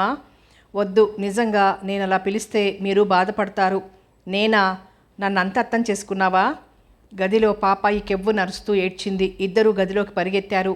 పద్మ చప్పున పాపాయిని లేవదీసి పక్కబట్టలన్నీ చూసింది. ఎక్కడా తడిలేదు, చీమా దోమ ఏదీ లేదు. తండ్రి గ్లాసుతో మంచినీళ్లు తెచ్చి పట్టిస్తే కొంచెం తాగి మళ్ళీ కంఠమెత్తిందది. పాపాయి బాగా అరవగలదు, దీనికి ఎల్లారీశ్వరి బాగా పాడడం వస్తుందనుకుంటా అంటూ జనార్దన్ పాపాయిని అందుకుని భుజం మీద వేసుకొని జో కొడుతూ లేదమ్మా, లేదు లేదు లేదమ్మా అంటూ బుజ్జగిస్తూ తిరిగాడు. నీకు ఇష్టమైనట్టే పెళ్లి చేసుకుందుగానమ్మా, ఏ కులమైనా సరే, కానీ మతం వాళ్ళొద్దమ్మా. నువ్వు ఎవరిని ప్రేమిస్తే ఆ అబ్బాయినే పెళ్లి చేసుకుందువు కానీ, సరేనా? లేదమ్మా, అమ్మ కూడా వద్దనదు. ఇప్పుడు అమ్మ బాగా మారింది. జోజో జోజో ఎవరిని ప్రేమించాలంటే వాడు సిగరెట్లు తాగకూడదు. అప్పటికి అవన్నీ ఉండవులే, 25 ఏళ్ల తర్వాత కదా. నీలాగే అప్పుడు అందరూ మంచివాళ్ళవుతారు. నీ ఇష్టం వచ్చినట్టే పెళ్లి చేసుకుందువు కానీ అంటూ పాపాయికి చాలా బోధ చేస్తూ తిరిగాడు. పక్క మీద పడుకోబెట్టబోతే మళ్ళీ కెవ్వుమంది. అయ్యయ్యో వద్దమ్మా, నీ ఇష్టమన్నాగా, అమ్మతో కూడా చెప్పించనా? పంకజ్ పాట పెట్టనా? ముళ్ళ పొదల మీద నుంచి దూకుకుంటూ వెళ్ళిపోవాలి, నీళ్ల వాగుల్లో నుంచి ఈదుకుంటూ వెళ్ళిపోవాలి, దబదబా నడుచుకుంటూ వెళ్ళిపోవాలి. ఆ అబ్బాయి కూడా అలాగే వస్తూ ఉంటాడు, నిన్ను దూరం నుంచి చూస్తాడు. నిద్రపో, కమ్మగా నిద్రపో. ఏ పాట పాడను? బృందావనమది అందరిది, గోవిందుడు అందరి వాడలే పాడనా? వద్దొద్దు, గోవిందుడు అందరి వాడైతే రాధ కూడా అందరిదే అయిపోదు. ఇక అప్పుడు చూడు కలహాలు, ఆ తర్వాత హత్యలు, ఆత్మహత్యలు, చంపుతారు మమ్మల్ని కేసులతో. మరి ఇంకేం పాడను? సావిరహే పాడనా? నీకు సంస్కృతం రాదు, నాకు రాదనుకో. కొన్ని పాటల్లో రాగాలు ఎంతో బాగుంటాయి, కానీ అర్థం కావు. సాహిత్యమే పాటకి గుణం, రాగమేమో పాటకి అందం. రెండూ కావాలి. నిద్ర వస్తుందా లేదా నీకు? నీకు ఇష్టమైన వాడిని పెళ్లి చేసుకో అని రాసిచ్చేయనా? పద్మ అప్పటికే బయటి వరండా వైపు వెళ్ళి శోభని పలకరించి మాటల్లో పడింది. పద్మ ఫోన్ చేయగానే శోభ మొదట కయ్యిమంది. ఏమిటే మీ 2 ఫోన్లు మూసిపెట్టుకున్నారా? గంట నుంచి చేస్తున్నాను, స్విచ్ ఆఫ్ అని వస్తుంది. ఏమైంది అసలు అంటూ కేకలేసింది. 2 ఫోన్లు అలా ఉన్నాయా? ఏదో మాట్లాడుకుంటున్నామే, ఈయనే ఆఫ్ చేశారేమో, నాకు తెలీదు. పాప ఏడుస్తుంటే దాన్ని ఎత్తుకొని తిప్పుతున్నారు. దానికి ఇష్టమైన వాడినే పెళ్లి చేసుకోమని దానికి వాగ్దానాలు చేస్తున్నారు. కొత్త ఇంట్లో నువ్వెలా ఉన్నావో అని గుర్తొచ్చి నీకు చేశా. శోభ బాగా నవ్వింది. హాయిగా ఉన్నాను. సాయంత్రం నువ్వు వెళ్ళగానే సమీర్ చేశాడు, ఇల్లు చూపించడానికి వాళ్ళ పేరెంట్స్ని తీసుకురావా అన్నాడు. తప్పకుండా తీసుకురా అన్నాను. ముగ్గురు వస్తారు కదా, వాళ్ళకి భోజనాలు పెట్టి పంపాలనుకున్నాను. కూరగాయలు ఏమున్నాయో చూస్తే ఏమీ లేవు. ఆ పక్కనే షాపులున్నాయిలే. అటు పరిగెత్తి వంకాయలు, అరటిపళ్ళు, కరివేపాకు ఇంకా ఏవేవో తెచ్చానులే. వంకాయ వేపుడు, పప్పుచారు చేసేసా. అప్పడాలు వేయించా. టేబుల్ మీద అన్నీ సర్దేసి గబగబా స్నానం చేశా. నేను జడబేసుకునేటప్పటికే వాళ్ళు వచ్చేసారే. సమీర్ నవ్వుతూ కనబడ్డాడు. అతని తల్లి తండ్రులు కూడా. ఒక్కసారి వాళ్ళ ఇంటికి వెళ్ళాను కాబట్టి ఆ ఇద్దరూ నాకు తెలుసు. ఆవిడ సన్నని అంచు జరీ చీర కట్టుకుంది. ఆయన మంచి బట్టలతో ఉన్నారు. రండి కూర్చోండని భయంగానే మర్యాద చేశాలే. ముగ్గురు కుర్చీలో కూర్చున్నారు. అక్కడే నీళ్లు కూడా పెట్టాను కదా. అది చూసి సమీర్ లేచి వాళ్ళకి మంచినీళ్ళు ఇచ్చాడు. నాకిస్తే నేను నవ్వి తాగాను. తర్వాత ఏవో కబుర్లు. సమీర్ నాన్నే ఎక్కువగా మాట్లాడారు. చిన్నప్పటి నుంచి సమీర్ ఎంత తెలివిగా చదువుకున్నాడో, ఎంత బుద్ధిమంతుడయ్యాడో అని పొగుడుతుంటే సమీర్ అడ్డం పడి విసుక్కుని ఆ మాటలు ఆపించాడు. నన్ను ఏవేవో అడిగాడు. అన్నీ ఉన్నదున్నట్టే చెప్పాను. నా నిర్ణయం మా వాళ్ళకు అసలు ఇష్టం లేదని చెప్పాను. అలా ఒక గంట అయ్యాక భోజనాలు చేయమన్నాను. అయ్యో ఎందుకమ్మా అన్నారు. అమ్మ అమ్మ అని మాట్లాడారు. ఉండు, ఆ ఇద్దరిని నువ్వెలా పిలిచావు? భోజనాల దగ్గర అత్తమ్మగారు అన్నానే. ఆయన్ని పిలిచే సందర్భం రాలేదు. మీరు మీరు అంటే సరిపోయింది. నువ్వు తిడతావు కానీ సమీర్కి ఇష్టం కదా అని గుడ్లు తెచ్చి ఒక చోట ఉంచితే అతనే ఏదైనా చేసుకుంటాడు అనుకున్నాను. అవి తేవడానికి నాకు అసలు టైం చాలలేదు. వినవే, ఇంకో సంగతి చెప్పాలి. భోజనాలప్పుడు నేనే తొందరగా తినేసి లేచి నా పళ్ళెం సింక్లో పడేసి వస్తుంటే సమీర్ వాళ్ళ 3 పళ్ళాలు సింకు దగ్గరికి తీసుకుపోయాడు. నేను టేబుల్ మీద గిన్నెలన్నీ సర్దేసి టేబుల్ తుడిచి వెనక వరండాలోకి వెళ్ళేటప్పటికి సమీర్ పళ్ళాలన్నీ తోమి కడిగేస్తున్నాడు. నేను ఆశ్చర్యపోయి, అయ్యో నువ్వెందుకు, నేను తర్వాత చేసుకుంటాగా, నువ్వు చేతులు కడిగేసుకో అంటున్నా వినకుండా 4 పళ్ళాలు కడిగి పక్కన పెట్టేశాడు. నేను నవ్వి, నువ్వు నీ ఉత్తరాల్లో అగ్రకులం అగ్రకులం అని రాశావు. ఆ మాటలు ఈ మధ్య లేవనుకో, మరి మారినట్టేనా అన్నాను. అతను నవ్వి, అప్పుడేనా, 6 నెలలు చూడాలి అన్నాడు. నిన్ను నేను 12 నెలలు చూడొద్దు అన్నాను. ఇద్దరం హాల్లోకి వెళ్ళాం. నేను సమీర్ తల్లితో, చూడండి అత్తమ్మగారు, మీ అబ్బాయి ఏమంటున్నాడో, నన్ను ఇంకో 6 నెలల దాకా పరీక్షలు చేస్తాడట అన్నాను. ఆవిడికి అర్థం కాలేదు. కొడుకు వైపు తెల్లబోతూ చూసింది. అంతలో తండ్రి కంగారుగా నాతో, ఇంకా 6 నెలలేమిటమ్మా అన్నాడు. వెంటనే కొడుకుతో, నీకంత అనుమానమైతే ఇంతదాకా ఎలా వచ్చావు అన్నాడు. నేను ఆయనతో, వద్దండి, సమీర్ని తొందర పెట్టకండి, నాకు నిజంగా భయం లేదు. అతనికి అగ్రకులం భయం బదలటం లేదు. నా మీద నమ్మకం కలగనివ్వండి అన్నాను. పద్మ, సమీర్ తల్లికి చెంపల మీద నిండిన కన్నీళ్లు జలజల రాలాయి. నేను కంగారు పడ్డాను. ఆవిడ గబగబా కళ్ళు తుడుచుకుంది. అమ్మా, మా కుటుంబాల్లో ఏనాడు మీలాంటి పెద్ద కులం మనిషిని ఒక్కళ్ళని కూడా చూడలేదమ్మా. అందుకే మా వాడికి నమ్మకం కలగడం లేదు. నేను సంతోషపడుతుంటే నాతో కూడా వద్దులేమ్మా, గొడవలు వస్తాయి అన్నాడు అప్పుడప్పుడు. నేను ఊరుకున్నాను అని మళ్ళీ కళ్ళు తుడుచుకుంది. పద్మ, అప్పుడు నాకు అతను మరీ మంచివాడిగా అనిపించాడే. పెద్ద కులం అమ్మాయి కదా అని అతను ఏమీ తొందరపడదలుచుకోలేదు. నేను ఆశ్చర్యపోతుంటే అప్పటిదాకా మౌనంగా నించుని ఉన్న సమీర్ వెంటనే నా చేయి పట్టుకున్నాడు. ఇది పాణిగ్రహణం వసంత అన్నాడు చిరునవ్వుతో. నేను తెల్లబోయాను. అదే అతని చేతిని తాకడం. అంతకుముందు కూడా అతనితో చాలాసార్లు ఎదురుబదురుగా మాట్లాడాను కానీ ఎప్పుడూ అతను కానీ నేను కానీ అలా తాకలేదు. నిజానికి సమీర్ నా చెయ్యి పట్టుకున్నప్పుడు నేను సంతోషించాను కానీ అయినా గందరగోళంలో ఉన్నాను. వద్దు సమీర్, ఇది పాణిగ్రహణం కాదు, స్నేహహస్తం అనుకో. అలా అనుకుందాం. ఉత్తరాలు రాసుకుంటున్నాం, ఫోనుల్లో మాట్లాడుకుంటున్నాం, అలా జరగని అంటూ నా చెయ్యి విడిపించుకున్నాను. అతను కొంచెం సిగ్గుపడ్డాడు, నవ్వాడు. నా అంగీకారం అయిపోయింది వసంత శోభ. నీ అంగీకారం నాకు చెప్పు, దానికోసం ఎన్ని నెలలైనా ఎదురు చూస్తూ ఉంటాను అన్నాడు. అతని తల్లి వెంటనే, ఎన్ని నెలలా, వద్దమ్మా, చల్లని మాట చెప్పు అంది. నేను నవ్వి ఊరుకున్నాను. తర్వాత అందరం కిందికి వెళ్ళాం. వాళ్ళు ఆటోలో కూర్చున్నారు. నేను సమీర్ అమ్మగారితో, మళ్ళీ రెండత్తమ్మగారు అన్నాను. ఆవిడికి కళ్ళు తడైపోతూ ఉన్నాయి. మాటి మాటికి మౌనంగా కళ్ళు తుడుచుకుంది. సమీర్ తల్లి పక్కన ఒక చివరి వైపు కూర్చున్నాడు. ఆటో కదలబోతుంటే అతను, శోభ, నాకు రేపు ఫస్ట్ షిఫ్ట్, సాయంత్రం వస్తానన్నాడు నవ్వుతూ. వాళ్ళ ముగ్గురు నా వైపే చూస్తుంటే ఆటో కదిలి వెళ్ళిపోయింది. నేను మెట్లెక్కి ఇంట్లోకి వచ్చి ఫోన్ పట్టుకుంటే, నువ్వు దొరికితేనా సాయంత్రం వస్తాను అని సమీర్ అంటే నాకు ఓ పాట గుర్తొచ్చిందే. ఖాళీ హోతోన్సే ఆయి షామ్ అని ఆశ పాడుతుందే అది. ఎప్పుడూ గుర్తుంటుంది నాకు. ఓ అరగంట పోయాక సమీర్కి చేశాను. వాళ్ళు ఇంటికి చేరిపోయారు. సమీర్ ఖాళీ చేతులతో వచ్చింది. సాయంత్రం అని ఆశా పాట ఉంది, విన్నావా అన్నాను. ఇదివరకు కూడా ఆ పాట గురించి చెప్పాలే. నేను చెప్పాకే విన్నాడు తను. అలా అంటే నవ్వాడు. అప్పటి నుంచి మళ్ళీ నీ కోసం చూస్తూనే ఉన్నాను. బాగా చంపావులే. వాళ్ళు మంచిగా ఉన్నారు పద్మ. దాదాపు 2 గంటలు. వాళ్ళు వెళ్ళగానే నీకు ఫోన్ మొదలు పెడితే నువ్వు ఎత్తితేనా? గంట నుంచి తంటాలు పడుతున్నాను నీకు చెప్పాలని. అయితే మీ అత్తగారు మామగారు కూడా వచ్చి వెళ్ళారన్నమాట. శోభ, నువ్వు బాగా మారావే, చాలా ఎదిగావే శోభ. నాకు ఇప్పుడేమనిపిస్తోందంటే నేను కొంచెమన్నా మారాలనిపిస్తోంది. మా ఆయన తనని పేరుతో పిలవమంటున్నారే, అది మంచి మాటే కదా.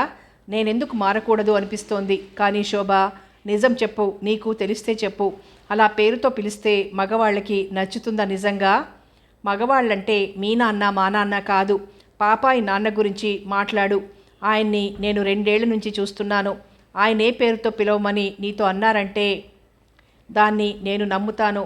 పద్మ, భర్త ఏది చెప్తే అది వినాలని కాదు నేను చెప్పేది. మంచి మాట అయితే వినాలి. శోభ, నేను పెట్టేస్తున్నాను, రేపు మాట్లాడతా అని పద్మ ఫోన్ ఆపేసింది. భోజనాల దగ్గర ఒక తెల్ల కాగితం పరిచి పెన్ను తీసుకుంది. కాగితం మీద జనార్దన్ అని రాసింది. వెంటనే చేతులు మొహానికి కప్పుకుంది. అయ్యో, నేను చెయ్యలేను అని కంపించింది. ఆ మాట పక్కన గారికి అని రాసింది.